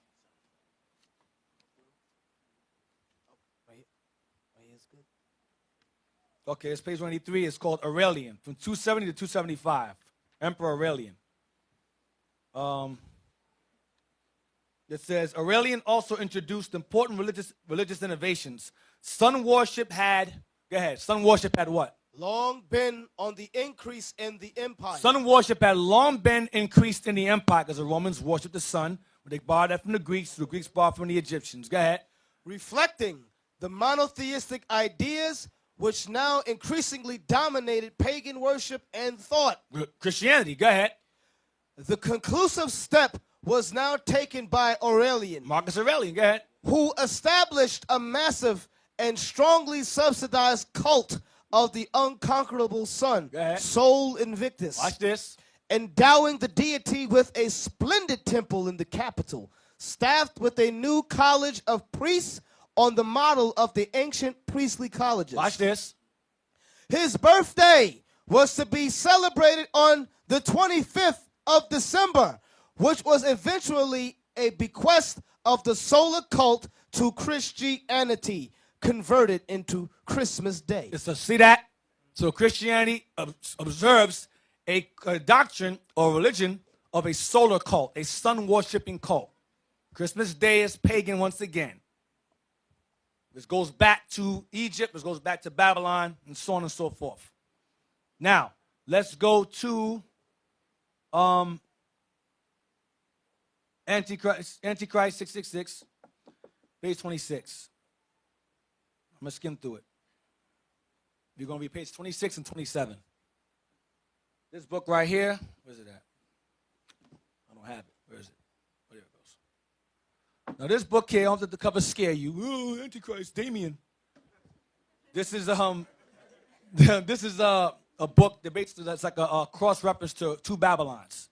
He gives a lot more references than Alexander Hislop does, so I like it better. He references a lot of Alexander Hislop research. It's called The Antichrist 666, compiled by William Josiah Sutton. All right? And he basically goes into the history of pagan customs. This book's old. You see it's beaten up. But it's very good. It's a good read. It has a lot of bones in it. So I advise y'all to study first before you get well-versed in this book, because it'll have you confused. You'll start worshiping the devil. You lose your mind. Oh, Christ is Satan. Worship Satan now. Be careful. All right? What page have you get? Page 20. What page is this? 26. In sun worship, two very important festivals were observed by most pagans throughout the world. They were held 2 times in the year when the sun is at its greatest distance from the celestial equator. To the astronomers, these 2 days are known as the winter and summer solstice. But to the pagan sun worshiper, Rome and Greece, the shortest day of the year, page 27, was the day the sun god was reborn. And the nativity of the sun fell on December 25th. The day the sun god was reborn, December 25th. Go ahead. According to legend, the sun after its birth on December 25th began to mature, and his light and heat would grow until the sun god would reach full maturity at midsummer. The ignorant pagans believed they placed an important part in the growth of the sun. And in the winter solstice, fires were kindled to help the sun's expiring light. Well, they keep the light going. That's why you have lights everywhere in the Christmas time. Lights everywhere, lights in the street, lights in the trees, lights in the window. That's what they do. Go ahead. The logs used in the fires to help the sun regenerate its light and heat were called Yule logs. Some of y'all burn Yule logs. The word Yule means child. They would burn children instead. So they're throwing children in the fire instead. That's what that represents. Go down to the Babylon. Yeah, go ahead. So real quick. Let me say something about you, because when we celebrate in Hanukkah, right? A lot of sisters put up them damn Christmas lights, man. Yo, listen, man. Y'all see where that thing come from. Y'all come up with your own decoration. Get some nice Hanukkah. You know what I mean? Don't bring no Christmas lights and do that Christmas crap, man. Because we see where them lights come from. You understand? So y'all come up with your own thing. I just wanted to put that out there. Go down to in the Babylonian. In the Babylonian, right there. Liam? In the Babylonian. In the Babylonian and Assyrian legend, Nimrod died in his prime, leaving a queen named Semiramis. His mom wife. He married his mom. His mom wife. His mom wife. Go ahead. At his death, Nimrod, according to legend, became immortal. So he died and became immortal. Go ahead, watch this. And his spirit flew up to the sun and took possession of it. And conquered it. That's the unconquered sun. Nimrod is the unconquered sun. He's Sol Invictus. That's who it is. He's also Zeus. He's also Odin. He's also Father Time. He's also January. Janus, that's him. That's all him. Go ahead. I'm going to show you. Watch this. Go ahead. I'll show you. Hence, he became Beel Saman, Lord of heaven. And his wife, Mife, is queen of heaven. He's king of heaven. She's queen of heaven. Go ahead. After Nimrod had died and became the sun god, Sol Invictus, Semiramis, his queen, became pregnant. watch this. She claimed to be a virgin. And after Nimrod's death, according to legend, that she spread, begot a child by Nimrod's spirit coming down on her from the sun. what that sound like? Immaculate conception, because that's where it comes from. Go ahead. She proclaimed to her subjects that her husband's spirit entered into her womb through a sunbeam. Watch this. And begot the legendary God child Tammuz. Uh-huh. Ezekiel chapter 8, verse 14. When was he born? He was born December 25th. That's who you worship Christmas Day. Through his immaculate conceiving, lying, deceptive mother. Mom wife. Mife. A sunbeam shone in her womb, and she miraculously conceived. Or now they call it the Holy Spirit now, instead. Deacon Eythan, what's the name of this book? This book is called Antichrist 666 by William Josiah Sutton. Now, it gets better. Get Ezekiel 8:14. Let's get that. Let's see the time Moses in the Bible. That's the pagan Messiah who was born miraculously, who white Jesus is based on, which is Babylon. Before the white man.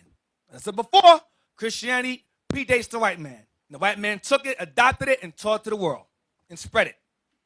Because America, Edom is what? The daughter of Babylon. Ezekiel chapter 8, verse 14. Like mother like daughter. Then he brought me to the door of the gate. The Lord showed Ezekiel a vision of what the priests are doing in secret in the temple. Go ahead. And outside the temple. Go ahead. Then he brought me to the door of the gate of the Lord's house, which was toward the north. And behold, there sat women weeping for Tammuz. That who? Weeping for Tammuz. Women. That was a custom. They had to cry for Tammuz. Because he died as an infant. He didn't grow up as him. That's why you always see Mother Mary and baby Jesus all the time. Never grown up. He's always a baby all the time. That goes back to Tammuz. Forever baby. Forever baby white Jesus. Always a baby. He died as a baby, and so they weep him because he died as a child. So their custom was to weep him when he died. He was born December 25th, and he died as a child. Somehow, whatever, according to legend, whatever. Go ahead, read again. Women doing what? Weeping for Tammuz. So the custom was to weep for Tammuz. So now, that's Ezekiel 8:14. Let's go to Jeremiah 7:18. So some of them are going to be who she became. Matter of fact, no. Let's go. Let's jump forward. Let's go to, give me a second. Let's go to Matthew 1 real quick to destroy that. Matthew 1:1. The book of Matthew, chapter 1, verse 1. So a sunbeam, hold on, we got to laugh at that some more. A sunbeam came and shined on her belly, and the baby was born December 25th. That's miraculous. That's how Christianity sounds. It's ridiculous legends and stories. It's stupid nonsense. It's foolish nonsense. And I'm going to show you through the class how foolish Christianity, modern Christianity is. Matthew 1:1, please. The book of the generation of Jesus Christ, the son of David. That's all I want. All I want is verse 1. Read again. The book of the generation of Jesus Christ. Remember earlier we read about the Jews, how they their genetic lineage, genetic. That's what generation is. Genes, genetic. That means he had a genetic lineage to David. The Messiah's generation, his generation, derives from men. Y'all understand? Read again, please. The book of the generation of Jesus Christ, the son of David, the son of Abraham. We're going to jump to verse 17. Then was fulfilled that which was spoken by Jeremiah the prophet, saying. No, that's verse 17. Oh, excuse me. Verse 17. Verse 17. So all the generations. All the generations. Go ahead. From Abraham to David are 14 generations. Go ahead. And from David unto the carrying away into Babylon are 14 generations. Go ahead. And from the carrying away into Babylon unto Christ. From the generations leading to Christ, what? Go ahead. Are 14 generations. Go to 16 and verse 13. Watch this. Because, no, I'm going to jump ahead.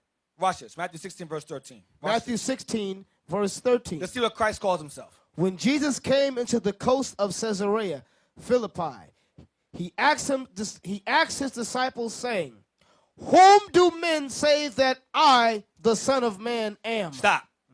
Now, how can he call himself the Son of Man and not be the Son of a Man? You know how retarded Christianity is? Who do men say that I, the Son of Man, am? I'm no one's son, but whom do men say that I am?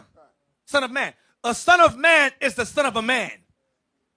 Once I'm trying to say DA, it feels good saying it. Son of man means you're the son of a man. Daniel was called that. Ezekiel was called that. They were not born through a sunbeam. They were born like everybody else. Daddy and mommy got it going, did things, and baby was born. You understand? Yes, sir. Time to keep it G, kids here. You understand? Son of man is called the son of man because he was the son of a man. This is common sense. Psalms 132, verse 11. Psalms 132, verse 11 and 12. Psalms chapter 132. He didn't call himself daughter of man. Son of a daughter, son of a mother, son of a mother, or son of a woman. It's the son of man. Or son of an angel. Yeah, son of an angel, right? Right. Read that. Psalms 132, verse 11. The Lord has sworn in truth unto David. He will not turn from it. Of the fruit of thy body will I set upon thy throne. Of the fruit of your body, David, will I set upon my throne. Next verse. If thy children will keep my covenant and my testimony that I shall teach them, their children shall also sit upon thy throne forevermore. Testimony is of Christ, the covenants of the law. Go to Acts 2:30. Acts 2:30. Therefore, being a prophet, and knowing that God has sworn with an oath to him, that of the fruit of his loins, according to the flesh. According to what? The flesh. According to the flesh. According to the flesh. Go ahead. He would raise up Christ to sit on his throne. He would come out of the loins of David. Physical loins. Flesh is physical. Romans 1 and 3. We go over this over. That's what I'm skimming through. We go over this over and over again. It's redundant. But y'all get it. Romans 1 and 3. Romans 1 verse 3. Concerning his son, Jesus Christ, our Lord, which was made of the seed of David. Made of the seed, sperm of David. That's what it's going into. Go ahead. Which was made of the seed of David according to the flesh. Saying it over, and they keep saying it over and over and over again. Hebrews 2:16, please. Hebrews 2:16. This is the banger. This one you use. For verily he took not on him the nature of angels. Read it again, please. For verily he took not on him the nature of angels. Which have no mother or father. Go ahead. But he physical mother or father. Go ahead. But he took on him the seed of Abraham. He came through the sperm of man. That's what it's saying here. Watch this. It's going to say it. Wherefore in all things. Stop. Wherefore what? In all things. Wherefore in everything, in all things. Go ahead. It behooved him. He felt it suitable or right. Go ahead. To be made like unto his brethren. How were his brethren made? Miraculously? Like everybody else. Go ahead. That he might be a merciful and faithful high priest in things pertaining to God, to make reconciliation for the sins of the people. So why does Christianity push he was born miraculously? I'm going to tell you why. The elder brought to my attention before, and I thought about it, and now I understand what he meant. The reason why they pushed the Messiah was born miraculously is to take away his humanity. What I mean is this. They say the reason why Christ can keep the laws is because he was not a man. It takes a God to do that. Man can't keep no laws like that. Only a God can. So because of that, let's remove his humanity from him, make him a God, so it'll be impossible for a human to keep the laws. That's the purpose of it. That's the underhanded deceit of it. Make him more than a man, because man can't keep laws. Only a God can keep laws perfect. Even though Christ himself said, be perfect as my Father is in heaven, negate that. He wasn't a man himself, so we can't do what he did. He died on the cross. He nailed the laws to the cross for us. He died for us, so we don't got to keep laws no more. That's the whole premise of it. That's the whole deceit of Christianity. Make Christ not a man, remove that, so we can remove responsibility of keeping laws like he did. That's the whole point. The whole point is not keeping the commandments. That's the whole purpose. Y'all follow? Okay. Right, and also what it says that Mary was a virgin. or ever, like they say, even after everything, they think like she was an ever virgin, meaning that nobody never dealt with her. But when you read the scripture, it tells you that Christ had brothers, right? and sisters. You know, so where are they getting these things from, man? Where are they getting these things from? And you'll hear arguments like, where's Christ's father at? How come we don't talk about him no more? Where is Abraham's mom? Where's Abraham's aunt? Where's Abraham's nephew, nieces? Where they at? Why these dumb questions? I don't care what Joseph is. What I do know is he put his penis in Mary and had Christ. That's all that matters. His penis matters. I don't care about it. That's it. Be honest. I can tell you that's all that matters. It's madness. Where is Joseph? Where is Abraham's mom? Where was Moses? I don't give it. I don't care. It's not. You're going to hear nonsense arguments like that. You're going to hear it. I'm telling you. Where is Abraham? I'm not going to do it. It's madness. Don't fall for semantics. Don't fall for it. All right, let me bring out one thing in the Bible dictionary before you move on. Oh yeah. Go to Mary. Go to Mary, the Virgin. You know what I want, Liam? What do you say? Well, I mentioned Joseph's penis being important as the loins, according to not to me. That's gay. But you understand what I'm saying? His loins matter because of the lineage of David. He came from the lineage of David. That matters. Your lineage comes to your father. So your seed of the father matters. Y'all understand? All right. Mary, the Virgin Birth. You know what I want? Right. That's good. Yes, I have it. Page 348. Right, because remember what Deacon Eythan brought out. You understand? The Roman Catholic, they took over. They brought all kind of paganism inside the true Christian faith. You understand? They brought that sun worship and all of that. All right. They also brought the virgin birth, which we know they got all the way back from Egypt, from Babylon, from Nimrod and all of that. So read that right there. It says, Mary, page 348. I want Yes. the last I got it. Yes, distinctively. Distinctive Roman Catholic doctrines about Mary. Immaculate Conception, 1854. An Assumption of Mary, 1950. All right, so you see, that's when that doctrine came about, in 1854. That's when they brought that doctrine that Christ had no father. Before that, they wasn't teaching that, because everybody know to bring 4 kids, you need a man and a woman. You know, before they wasn't teaching that immaculate conception. All right, but it says distinctively Roman Catholic doctrine. That's who came up with that, the Roman Catholic Church. The Roman Catholic Church established that in 1854. That's their solid doctrine. She was born miraculously. And Mary is who they worship in the Catholic Church is Semiramis. They merged together because the Catholic Church worships Egypt. IHS, they say it's IHS, the symbol of Catholicism is Iesus Hominus or Salvatorum, means the savior of all mankind. But that's not what it means. It means Isis, Horus, and Set. That's what it means. They play games with you. Hey, Eythan, another thing too, they got a lot of these nuns and them talking about they want to be like Mary. You know, talking about they being celibate and virgins and so forth. But you see all the stuff that goes on in the Roman Catholic Church with them young boys. Mm-hmm. So imagine what goes on with them women that take that vow. Right. That's Babylonian also. Nuns is also Babylonian. Go to page 28. Right there is good. Read that there. To the first inhabitants of the world after the nod. Nimrod. The flood. Nimrod, the first king of Babel. No, his name is Ninus. Nimrod, also Ninus. The first king of Babel. His queen Semiramis. And their miraculously born godchild Tammuz. Godchild. I'll go back to my point about him not being a human. He's a godchild. Go ahead. Godchild Tammuz, in parentheses, the son of the son. The son of the son. Go ahead. was the first pagan trinity. First what?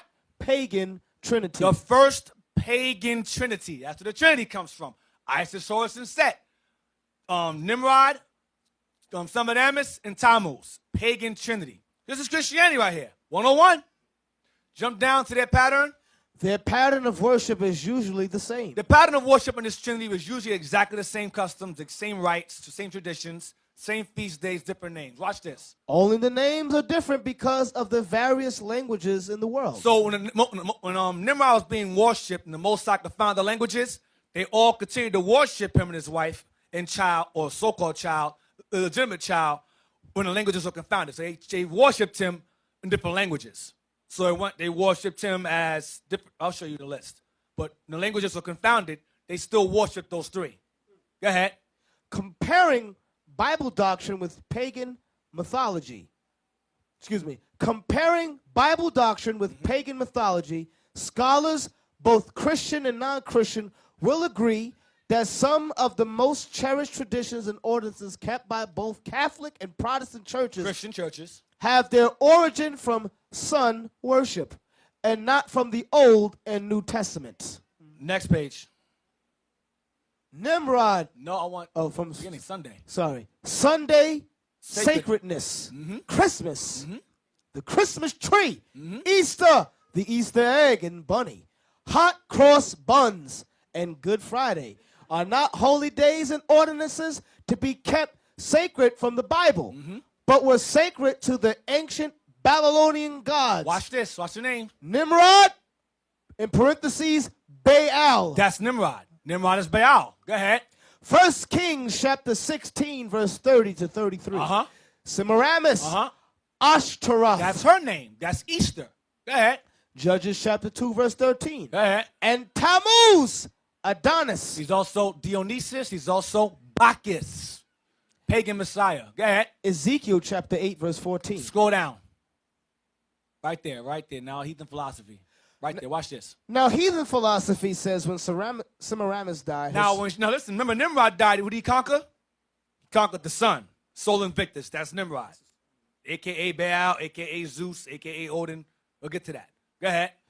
Now, heathen philosophy says when Semiramis died, her spirit, like her husband's Ninus, Nimrod, became immortal and flew up into the moon and took possession of it. That's who Islam worships. That's her. She go to the moon. Go ahead. She became the moon goddess. Watch this. The mother of gods.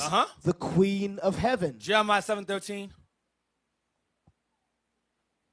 Jeremiah 7 and 18. Let's see, that's in the Bible. We worship that. That's the book of Easter. Go ahead. Jeremiah chapter 7 and verse 18. The children gather wood, and the fathers kindle the fire, and the women knead their dough to make cakes. That's those hot cross buns. Make the cakes. Go ahead. To make cakes to the queen of heaven, and to pour out drink offerings unto other gods, that they may provoke me to anger. Go to 44 verse 17. And Mother's Day, right? 44. And Father's Day, too. Jeremiah 44 verse 17. As for the word which thou hast spoken unto us in the name of the Lord. This is when Jeremiah visited Israel that was in Babylon. All right? Being rebellious. We will not hearken unto thee. They were in Jeremiah visiting Egypt. They were hiding from Babylon in Egypt. Go ahead. We will not hearken unto thee, but we will certainly do whatsoever thing goeth forth out of our own mouth. We're going to do what we want to do. Go ahead. To burn incense unto the queen of heaven, and to pour out drink offerings unto her, as we have done, we and our fathers, our kings and our princes in the cities of Judah, and in the streets of Jerusalem. For then we had plenty of victuals, and were well, and saw no evil. So people oftentimes will do things like wear a cross and go, see, now wear this cross and wear these beads. Good things happen to me. That's what they do. It's the same customs, the same exact nonsense. Read on. But since we left off to burn incense to the queen of heaven, and to pour out drink offerings unto her, we have wanted all things and have been consumed by the sword and by famine. So by not worshiping her, we went through hell, we got killed, we got death, but we worship the queen of heaven, we're good. Go ahead. And when we burn incense to the queen of heaven, and poured out drink offerings unto her, did we make her cakes to worship her, That be also goes into your birthday cakes. Go ahead. and pour out drink offerings unto her without our men? So when we did these things, were not our men present? So the women were leading the households while in Egypt, while worshiping a female goddess. Because that goes into a role reversal. When you worship a queen, the woman becomes the queen of the house or the diva of the house. That's what that is. In the Christian church, the same thing. Women dominate the Christian churches. I know this. Christianity, women rule in Christianity. They rule. All right, now, continue that. Now she became the moon goddess, the mother of gods, the queen of heaven. When her godchild Tammuz died. So when she died, Ashtoreth or Semiramis, the Myth, she became the queen of heaven. She conquered the moon. Go ahead. When her godchild Tammuz died, the pagans claimed his spirit became immortal and took possession of the east star Venus. The eastern star Venus. Go ahead. That appears together with the sun and moon in the spring. Watch this. This was also known as the New Year Festival. January. New Year Festival. Go ahead. The reason they called it the New Year Festival was because in ancient times, pagans began their New Year in the spring, not in January. Esau changed it to January to throw you off. As Baal, the Lord of heaven, had his visible home, the sun, so did Semiramis, as the queen of heaven, have her visible home, the moon. Tammuz, like his parents, took possession of the brightest lights in the sky, Venus. So, the east star. Right, this goes back to Easter. Let's go to page 29. Page 30. Almost finished. Page 30. Right there. Satan invented these cruel guys. Right there. Satan invented these cruel gods. Satan means the other gods, the idols. Go ahead. Invented these cruel gods and its cruel clergy Other gods. Go ahead. To guide those who worship them to destroy themselves. Right. Everything from cannibalism, sacred prostitution, rape, incest, homosexuality, murder, lying, stealing, self-emasculation, cutting your genitals off, as they used to do also, and suicide did these gods and their myths commit. Therefore, those who worship them were led to follow in their footsteps. So the gods in their stories did these things, so the people who followed them did the same exact thing to themselves. Homosexual relationships, they killed themselves, they would steal, they would lie, they would commit incest, homosexual activity going on, prostitution, eating flesh. All right? So let's go to Wisdom of Solomon on 14:15. He explains briefly about Tammuz.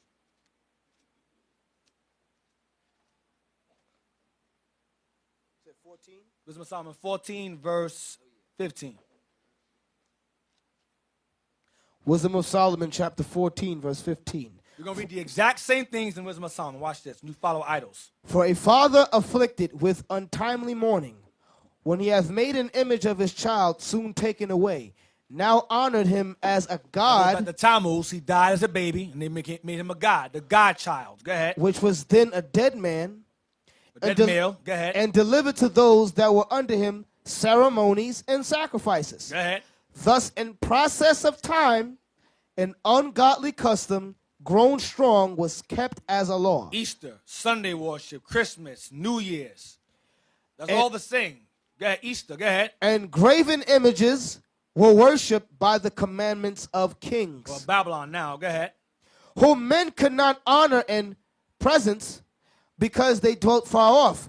They took the counterfeit of his visage from far and made an express image of a king whom they honored. They took the image of this king and they made images of him and spread all around. Go ahead. To the end that by this, their forwardness, they might flatter him that was absent, as if he were present. They kept a picture of this dead king among themselves to honor him while they lived far away. They had a picture of him to worship him. Go ahead. Also, the singular diligence of the artificer, the artist, did help to set forward the ignorant to more superstition. Go ahead. For he, peradventure, willing to please one in authority, forced all his skill to make the resemblance of the best fashion. This goes into your Caesar Borgia, because he was the son of a king. Same thing. Go ahead. And so the multitude, allured by the grace of the work, took him now for a god, which a little before but was honored as a man. That goes right back to Nimrod. That goes right back to Caesar Borgia, white image of Christ. The same exact thing. Go ahead. And this was an occasion to deceive the world. To do what? To deceive the world. This was done to deceive the world. Christianity was used to deceive the world, specifically the Israelites within this world. Go ahead. For men serving either calamity or tyranny did ascribe unto stones and stocks the incommunicable name. They gave these idols the Most High's titles, the names. Go ahead. Moreover, this was not enough for them, that they erred in the knowledge of God, but whereas they lived in the great war of ignorance, those so great plagues called they peace. So our people call ignorance peace, and that's called the plague in the Bible. When you embrace ignorance as peace, that's a war. That's the plague, an illness. Go ahead. Yeah. When Deacon Eythan said, when you embrace ignorance as peace, do you understand what he just said? When you embrace ignorance as peace, that's the plague. For instance, when somebody say they don't matter what color Christ is, Right. Jesus loves everybody. You know what? Or that's us being ignorant. You embrace ignorance as peace. You understand? So that's heavy right there, man. So you plagued. That's what that means. You're sick. Read on. For while they slew their children in sacrifices, Read it right here. Go ahead. or used secret ceremonies, or made revelings of strange rites, That's clubbing. Go ahead.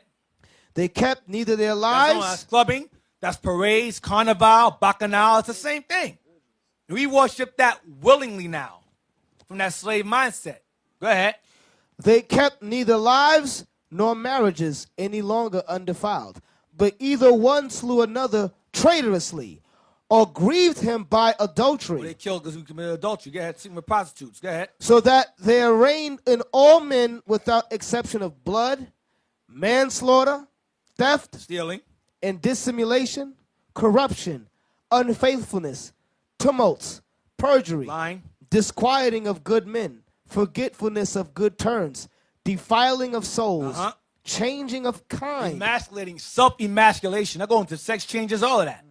The same thing. Changing of kind. Go ahead. disorder in marriages, Women leading the men. Go ahead. Like in Jeremiah 44. Go ahead. adultery, That's prostitution. Go ahead. and shameless uncleanness. That goes into rape, incest, homosexuality. That's shameless uncleanness. Go ahead. For the worshiping of idols not to be named is the beginning, the cause, and the end of all evil. That's where evil comes from. Idolatry.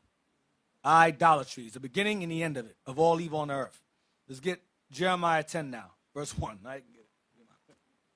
Jeremiah 10, verse 1. Jeremiah chapter 10, verse 1. Hold on a second. Let me sure I want that first. Hold on.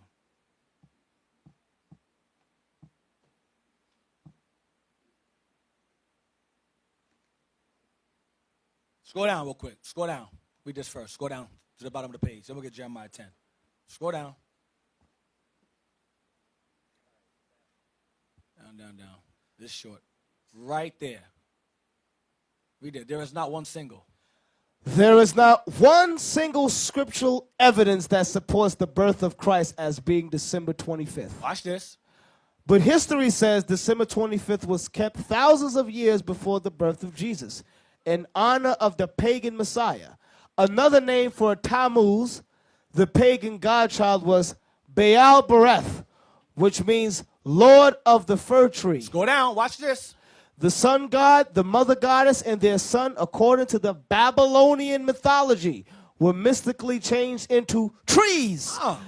This is the origin of burning the Yule log. Go ahead. Nimrod, defied as the sun god, was symbolized by a big fir tree stripped of all its branches and cut almost to The ground. That's the stock. They worship the stock. Go over to the next page.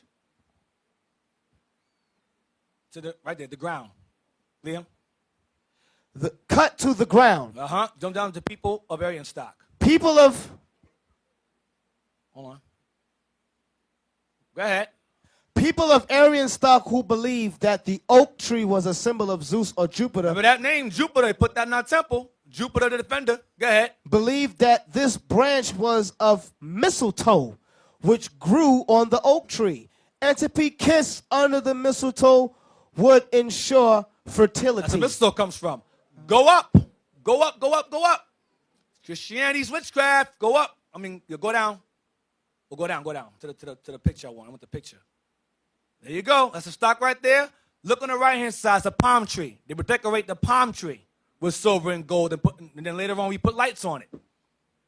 I know in California, in California they had to have that. Palm trees lit with lights around it around Christmas time. That's the first Christmas tree, the palm tree. Then later on, Esau said, okay, remove the palm tree. That's too obvious. Make it a pine tree instead. Okay? That's in honor of when Nimrod died, they say he was reborn as Tammuz, December 25th. That's what they're worshiping. Jeremiah 10 now. So now we know why they worship the trees. Jeremiah 10, verse 1. Hear ye the word which the Lord speaketh unto you, O house of Israel.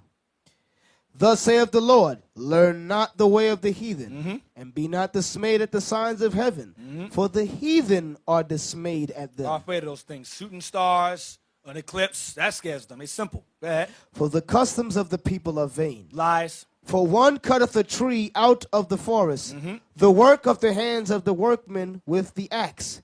They deck it with silver and with gold. Yeah, that song, silver and gold. So that's their theme song, Christmas time. Go ahead. They fasten it with nails and with hammers that it move not. Those are the tree stands today. They are upright as the palm tree, Because they're the palm tree. Go ahead. but speak not. They don't speak because they thought that what? Nimrod and his wife turned the trees. They thought if we don't do this, if we don't decorate with silver and gold, it'll come and attack us.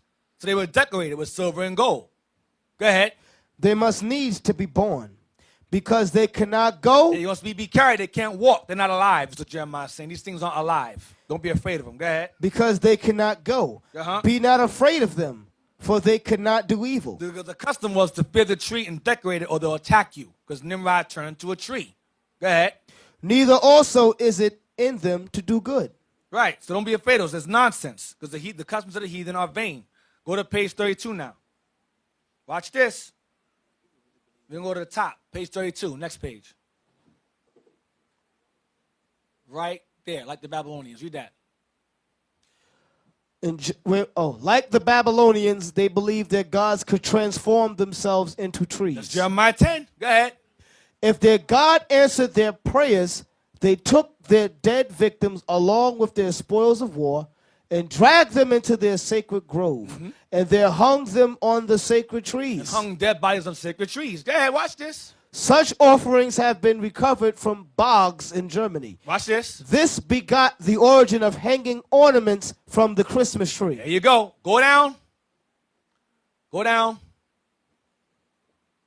Next highlighted part, right there. This pagan custom got its start from killing enemies and hanging their heads and their spoils from pagan sacred trees. Ornaments. Christmas ornaments. The little balls. That's heads and bodies. That's what it represents. Somehow Jeremiah 10, that's not what that means. That's what apologetics be saying. That's not what that means. You guys are idiots. That's why we don't talk to you. Morons. Not in the level. Not even on third base. Dumb as hell. Go to page 32.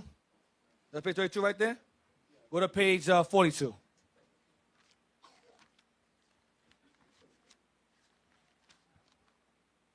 Page 40. Watch this. Now I'm going to show you.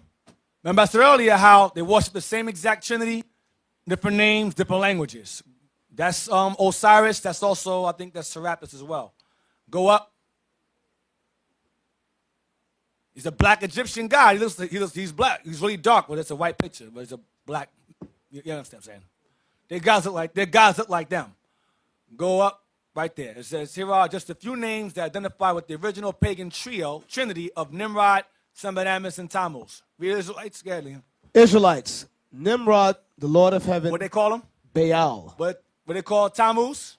Tammuz. Semiramis is called? Ashtaroth. The Phoenicians called him? El. Bacchus. So Bacchus is Tammuz. Go ahead. Astarte. That's the Romans worship that god, Easter, Ashtoreth. Go ahead. The Babylonians, Baalis, Tammuz, Belus, Tammuz, Rhea, Ishtar. Ishtar is also Persians. Go ahead. Assyria, Ninus, Hercules, Hercules is born miraculously also. All these guys in the middle were born December 25th, miraculously. All. What a coincidence. Go ahead. Beltis, Greece, Zeus, He worships Zeus. That goes back to Nimrod. That's him too. Dionysus, Dionysus also a pagan messiah, born December 25th. Aphrodite, There you go. Go ahead. Rome, Jupiter, Put that in our temple, Jupiter. Go ahead. Attis, That's also Tammuz. Sabel, Uh-huh. Diana, Of the Ephesians. Diana of the Ephesians, also Wonder Woman. right. Go ahead. Egypt, Ra, Uh-huh. Osiris, Horus, Uh-huh. Isis, Hathor, That's Queen of Heaven. Go ahead. Next one. India, Elam. Vishnu, That's Nimrod. Krishna, That's the pagan messiah, Isi, which sounds like Isis. Devaki, Next one. China, Uh-huh. Panku, That's Nimrod. Yi, Uh-huh. Hingho, Masupo, Matsupo, Mexico, Tiago, Quetzalcoatl, I think it is. yeah, Quetzalcoatl and Coatlique. is, Kozlike, yeah. Next one. Scandinavia, Uh-huh. Odin, Celts. Odin. Balder, Uh-huh. Frigg of Freya. Freya is the nuns Freya. of Freya. That's the nuns come from, and that's Friday. Frigga's Day, Freya's Day. That's Friday. Or Saturn Day. Romans changed our Sabbath day, and they gave it a name. Saturn Day. Or our rest day is just Saturn's Day. All right? So now, page 44. Almost done. It's short. Page 44. The bottom part. Then we'll be done with this book. I'm going to go to Easter. Yeah, read that. The Queen of Heaven was also a goddess. Read the top. Has the reader. Has the reader ever wondered what the Easter bunny has to do with the resurrection of Christ? I wonder. Go ahead. Or the Easter egg? Yeah. Like the festival of the Christmas in the Christmas tree. Right. They have nothing whatsoever to do with the gospel of Christ. Right. The Queen of Heaven was also a goddess of fertility. That's Semiramis, Sybil, Diana, fertility goddess, which goes, go ahead. And because the rabbit and the hen were noted for their many offsprings, there were her symbols. They were a symbol. The rabbit is Semiramis, a symbol of fertility. Even the word Easter Even the word Easter itself, go ahead. is of Go back, next page. Watch is this. of pagan origin. Uh-huh. It is Chaldean and means Astarte. Uh-huh. This That's is Romans. one of the titles of Beltis, the Queen of Heaven at Nineveh. Read on, watch this. There were many symbols that identified with pagan worship, and one of them was the letter T. The letter T. Watch this, the capital T, because the Greeks crucified also, but they crucified us on capital T's, not lowercase t's like the Romans. Go ahead. This was the symbol of life beyond the grave, and it was also the symbol of Tammuz, For his name, Tammuz. Go ahead. the Lord of death and rebirth. Resurrection, Easter again. Go ahead. In Egypt, this symbol was called the Ankh. Uh-huh.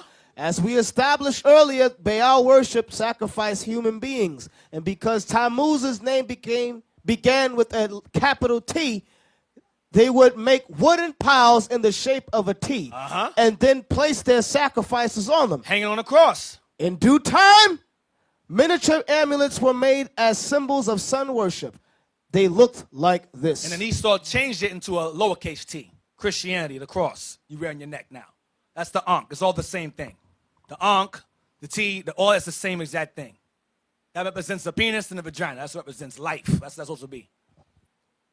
So now let's go to Acts 12, verse Hey, 1. Deacon. Yeah. What's heavy about that Ankh is you got Negroes who despise a cross, but they wear that in place of it. And it's the same exact And thing. it's the exact it's same just thing. as evil. And- So you see black people walking in the street thinking they deep. They got two of them sometimes. Yep. They'll put it on the hat. Go back to that, the Ankh again. Load up again. Now, I mentioned earlier that that Ankh represents the woman's vagina on top and the man's penis is in the bottom. That is the same symbol synonymous with the hexagram. The two triangles is also a penis and a vagina. They mean the exact same thing. Two paganistic symbols representing life. Two triangles, and that is exactly the same thing. Hexagram and that are the same symbol. That's what I'm saying to you. So we don't rock that in here. That's all I want. Acts 12, verse 1. You mentioned earlier how Herod had killed James, brother of John. We'll read it again from the top. 1. We're going to read the verse. Yes, sir. Acts 12 and 1. Yeah. Now about that time, Herod the king stretched forth his hands to vex certain of the church. And he killed James, the brother of John, with the sword. And because he saw it pleased the Jews, he proceeded further to take Peter also. Watch this. Then were the days of unleavened bread. During this time was Passover taking place. During this time, go ahead. And when he had apprehended him, He arrested Peter. Go ahead. he put him in prison and delivered him to 4 quaternions of soldiers to keep him, Watch this. intending after Easter to bring him forth to the people. Stop. Now, Easter here, I've heard rumors that Easter here translates to the word Passover. Originally, it did, but not in this chapter here. It did not. Let's go to Zonovan. You know what I want. Dictionary. Go look up Easter there. Zonovan Bible Dictionary there. And I want you to go to Bible Study Tools. I sent you the link. Bible Study Tools. Hold that. Go to Bible Study Tools. Watch this. Because I was told that if we can't deal with the Hebrew, listen, you're going to like this one. We can't deal with the Hebrew, explain Easter. Because Easter, when you go to Hebrew, it translates to Passover. Okay. So you gotta go into the Hebrew to understand the Bible in certain times. No, that's not true. Go to the Bible. The Bible, no, go to the link. It says the arrow next to the Bible. It says the Bible is your arrow. No, I'm sorry. No, leave it alone. Go to version. Yeah, go to translation. Go down to T. You should see Tyndale. Tyndale. Yep, click that. All right, stay there. Read that, please. Zonovan, read that. Easter. Hold on. Okay. Rendered, it says Easter in parentheses, Passover. Stop. Easter rendered Passover. So Easter and Passover in some contexts were synonymous. Watch, I'm going to show you what I mean. Go ahead. Rendered Easter in Acts chapter 12, verse 4. Rendered Easter in Acts chapter 12, verse 4. King James Version. King James Version, go ahead. But correctly translated Passover in ASV. But correctly translated Passover in the ASV. ASV stands for American Standardized Version Bible. That's a Revised Version Bible. Now, we know about the Revised Version Bibles. You know what they do, don't we? They take things out. Like Jeremiah 14:2 with American Standardized Version, it ain't going to say black unto the ground in there. If you go to black but commonly in the Standard Version, it's not going to say black and comely. It's going to say dark and lovely. Different things. Black and dark, different things. I drive a dark car. What color is the car? Red, green, blue. Drive a black car. It's a black car. A dark man robbed my house. Well, what was he?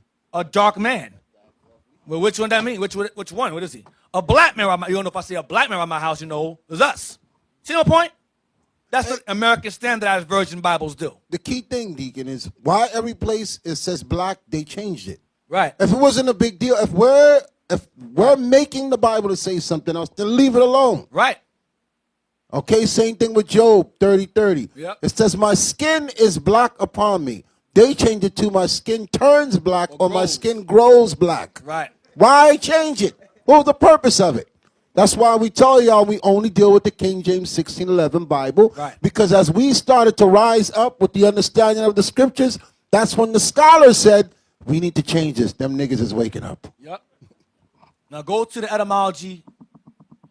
Go to type in E-S-T-E-R. E-S-T-E-R in there. This is a Tyndale Version Bible. William Tyndale was the father of the English Bible. See that? Look what it says. This is Tyndale Version. Matthew 26, verse 2. You know that after it, the days blow up some more. I can't really see that. Shall be, there's the words to put different. Shall be Esther, and Son of Man shall be delivered to be crucified. Go down. They say the white man put Easter there. It's written here dozens of times. And Tyndale was no white man. He said, go into the city unto such a man and say to him, the master saith, my time is at hand. I will keep my Easter at thy house with my disciples. After 2 days followed Easter and the days of sweet bread. So Easter and Passover were, at one point in time with William Tyndale, synonymous. Because during his time, it was Catholic Britain. They observed Christianity. They acknowledged Passover. They called it interchangeably either Passover or Easter. He knew that. He translated the Old Testament in the year 1526, and I think the New Testament in 1530. The only way you could think of for the New Testament that could fit Passover in their proper context, because Easter can be translated out of Greek into English. Astarte in Greek and Easter in English. Okay, I'll use this word. This word people understand. If I put Easter here, they'll know I'm referring to Passover, because during his time in Britain, Easter and Passover were synonymous. You follow what I'm saying? I got to prove it now. Go to Tyndale, please. William Tyndale, Wikipedia. During his time, Christians of his time acknowledged that Easter and Passover were one and the same. So he put the word Easter there as the English translation for Passover. You follow? That's why in the KJV it says rendered Passover in Acts 12:4. That's not Passover there. That's not that right there. Easter in that 12:4 is actual Easter paganism. I'm gonna prove it. Go down. It says William Tyndale was in the English. Read it real quick. William Tyndale, sometimes spelled Tinsdale, born 1494 to 1536. He got to keep put to death. Go ahead. Was an English scholar who became a leading figure in Protestant reform in the years leading up to his execution. He is well known for his translation of the Bible into English. Jump down. With the point. He was in. No, jump down. With the point. Go down to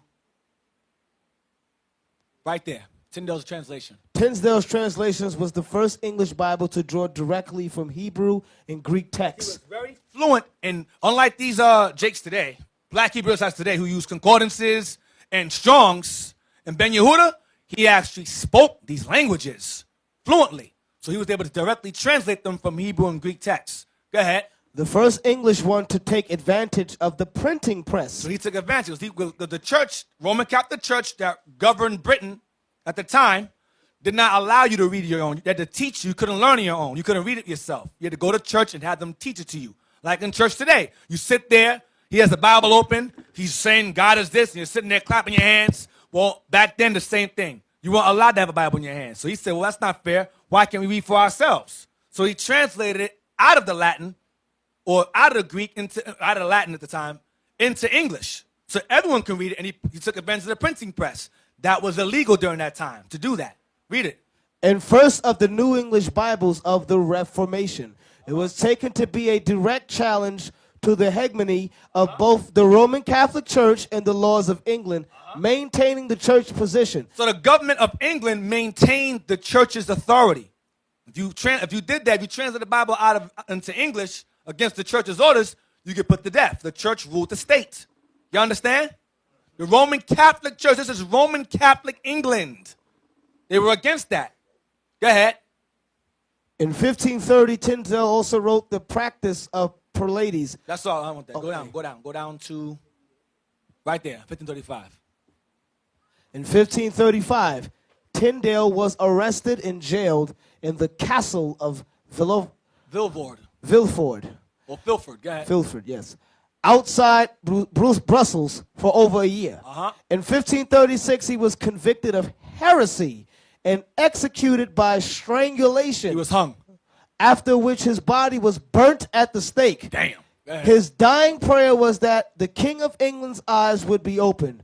This seemed to find its fulfillment just 2 years later when Henry VIII authorization of the Great Bible for the Church of England, which was largely Tyndale's own work. Largely, but it wasn't fully because they corrupted it. Go ahead. Hence, the Tyndale Bible, as it was known, continued to play a key role in spreading Reformation ideas across the English-speaking world and eventually to the British Empire. Next paragraph. In 1611, the 54 scholars who produced the King James Bible drew significantly from Tyndale, as well as from the translations that descended from his. Watch this. From his. One estimate suggests that the New Testament in the King James Version is 83% Tyndale's, and the Old Testament 76%. Borrowed a lot from him. Go ahead. It borrowed. So compared, remember, it says in the Bible, compared and revised in your Bibles. Go ahead.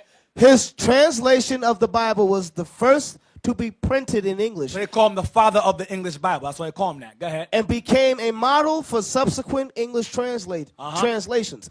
In 2002, Tyndale was placed at number 26 in the BBC's poll of the 100 greatest Britons. Yes. Now, why am I going through this? Because why is Easter left in Acts 12 and 4? Because when Tyndale translated it, Easter was all over the Bible as another term for Passover. Oh, that's what I want. Give me Passover etymology online. I want that. That's what I wanted. The word Passover came from him. That's his term. He coined that term. The word Passover was non-existent before him. Passover came from him. Passover. Passover, 1530. Coined by Tyndale from verbal phrase pass over. To translate Hebrew, ha-pasah. The Passah, the Passah. Ha means the Passah. Ha-pasah, the Passover. Go ahead. Passover. From pasah, see, Pascal. Paschal is the Greek form. In reference to the Lord passing over the houses over the Israelites in Egypt when he killed the firstborn of the Egyptians. When he read, he said, okay, what sounds good? He said, angel passed over. Passover. I'll use that. And he put Passover in the Old Testament in 1530, and he translated the New Testament in 1526. And he was killed in 1535. Go to Easter, type in Easter, go into the glossary, type in Easter. Yeah, click that, see what it says. It should say the same thing. Easter. Read that. Old English Easter Dag. Easter Day. Easter Day. Easter Day. It's Easter Day. Go ahead. From Istra, Northumbrian Eostre. Right. From Proto-Germanic Austrian, dawn. Like astronomy. Yes. Uh-huh. Also the name of a goddess of fertility and spring, perhaps originally of sunrise, whose feast was celebrated at the spring equinox from Ost, just east, toward the sunrise. Compare east, from pi root Ost, to shine, especially of the dawn. Goes back to Esther, Ishtar, Astarte, Ashtoreth. It's all the same. Go to the dictionary I gave you, Harper's Dictionary. So Easter refers to a fertility goddess of the spring. But that same time, Passover was also held. So they were interchangeably observed in Christian Britain, in Catholic Britain. Read that, Christian festival. The Christian festival that celebrates Jesus' resurrection. The name Easter derives from the Anglo-Saxon goddess of spring, Eostre or Astara.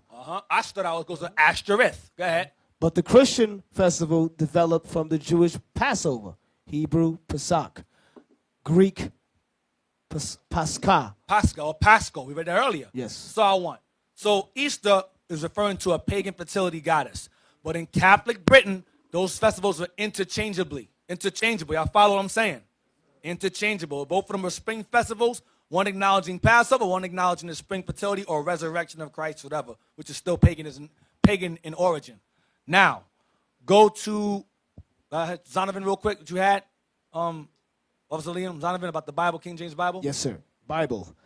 This is page 86, Zonovan Bible Dictionary. King James Version. When 47 of the best Hebrew and Greek scholars of the day. So out of those 50, what? Was it 54? Yes, sir, 54. 47 remained diligent to doing the work. Go ahead. 47 of the best Hebrew and Greek scholars. Thank you. 47 of the best Hebrew, because Tyndale was also a scholar and very well versed in different languages. Go ahead. Of the best Hebrew and Greek scholars of the day were divided into 6 groups. We're divided into 6 groups. Go ahead. 3 for the Old Testament. Go ahead. 3 groups of the Old. 2 for the New. Uh-huh. And 1 for the Apocrypha. Go ahead. 2 of the groups met at Oxford, 2 at Cambridge, and 2 at Westminster. Westminster. When a group had completed its task, its work was submitted to 12 men, 2 from each panel. Final differences of opinion was settled at a general meeting So this of took each time. company. Hold on. This work took time with scholars. Men, it was filtered, make certain it's done right. It's all written exactly the same. It was clear. You understand what I'm saying so far? Go ahead. Final differences of opinion was settled at a general meeting of each company. Uh-huh. In cases of special If difficulty, there were any difficulties regarding these scholars alone, go ahead. learned men Men who are wiser than all 47, go ahead. outside the board of revisers Outside the council, were consulted. Marginal notes were used only to explain Hebrew and Greek words to draw attention to parallel passages. annotations. That's in the middle of your Bible. On the middle. Go ahead. Italics were used for words not found in the original, but necessary to complete the sense. So that's all I want. So these men had a council. It was filtered. It took time and process. Why would they leave Easter in there by accident? It's no accident. They took Easter out. All them times Tyndale had it in there. They put Passover there. Passover, all through there. But left Easter in Acts 12 and 4. Why? Let's see who got it. Why did they leave Easter in Acts 12 and 4 but take it out everywhere else? Let's see who got it. I'm asking a question. I'm not making a statement. Yes. You on the mic?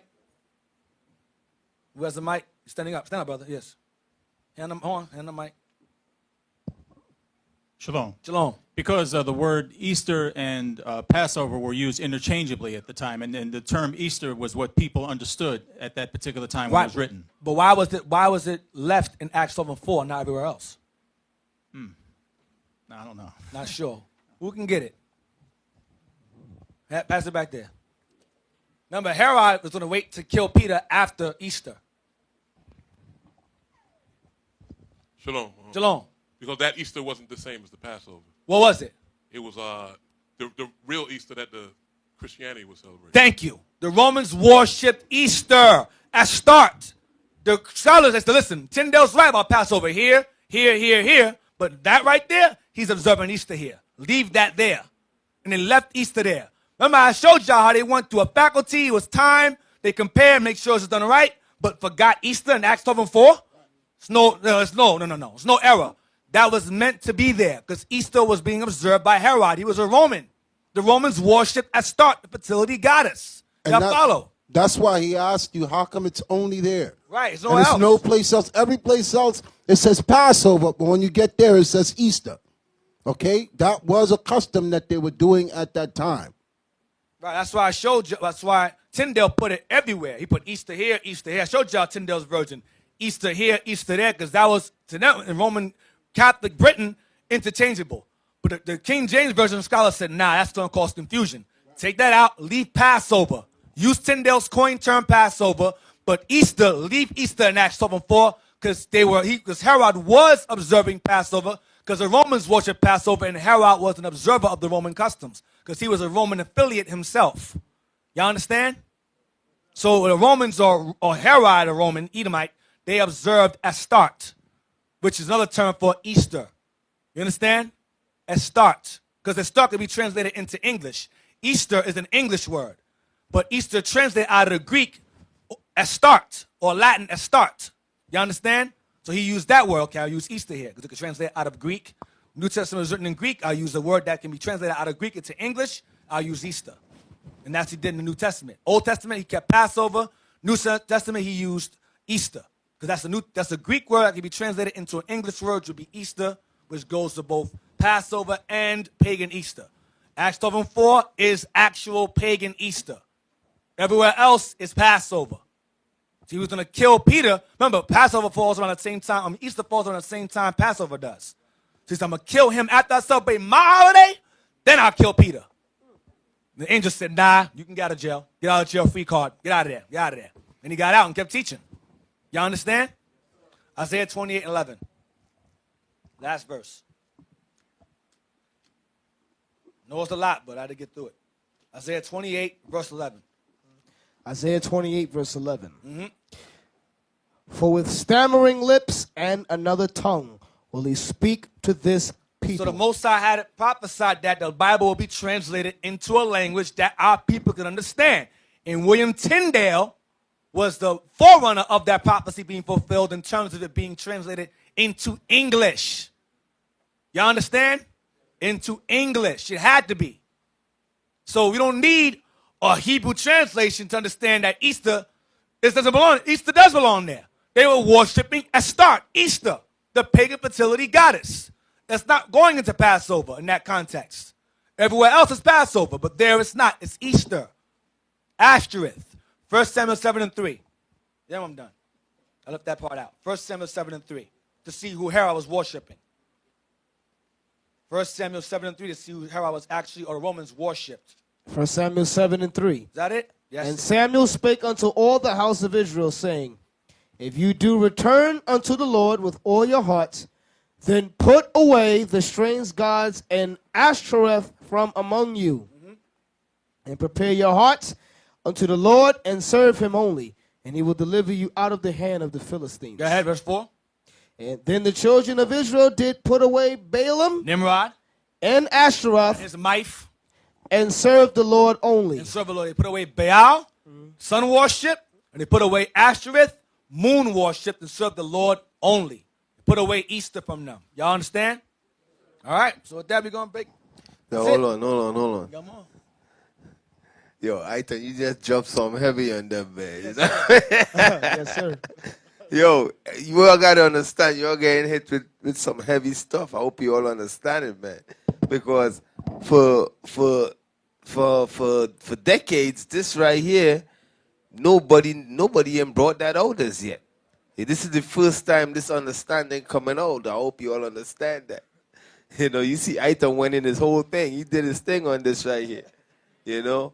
So I hope you brothers and sisters understand. This is another level of understanding. And while Eythan bring it out, it just, as I say, it's plain. You know, it's plain, man. You know, it's plain. But as I said, man, in this truth is about growth, and the Most High going to take us to other levels.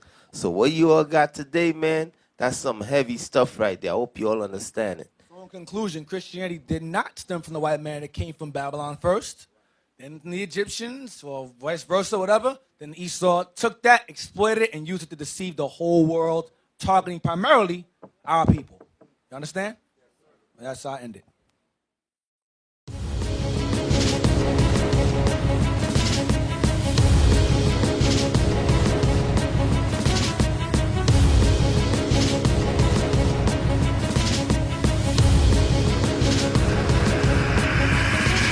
Shalom, Israel. I'm Elder Nathaniel of Israel United in Christ.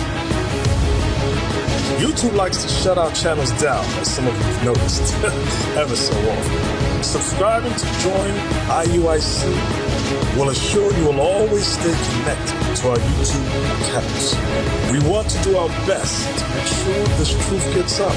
Please click and join our subscriber YouTube channel called Join IUIC to stay linked to all of our videos. So again, please make sure you subscribe to this Join IUIC channel to get your latest updates on all our YouTube channels. Shalom.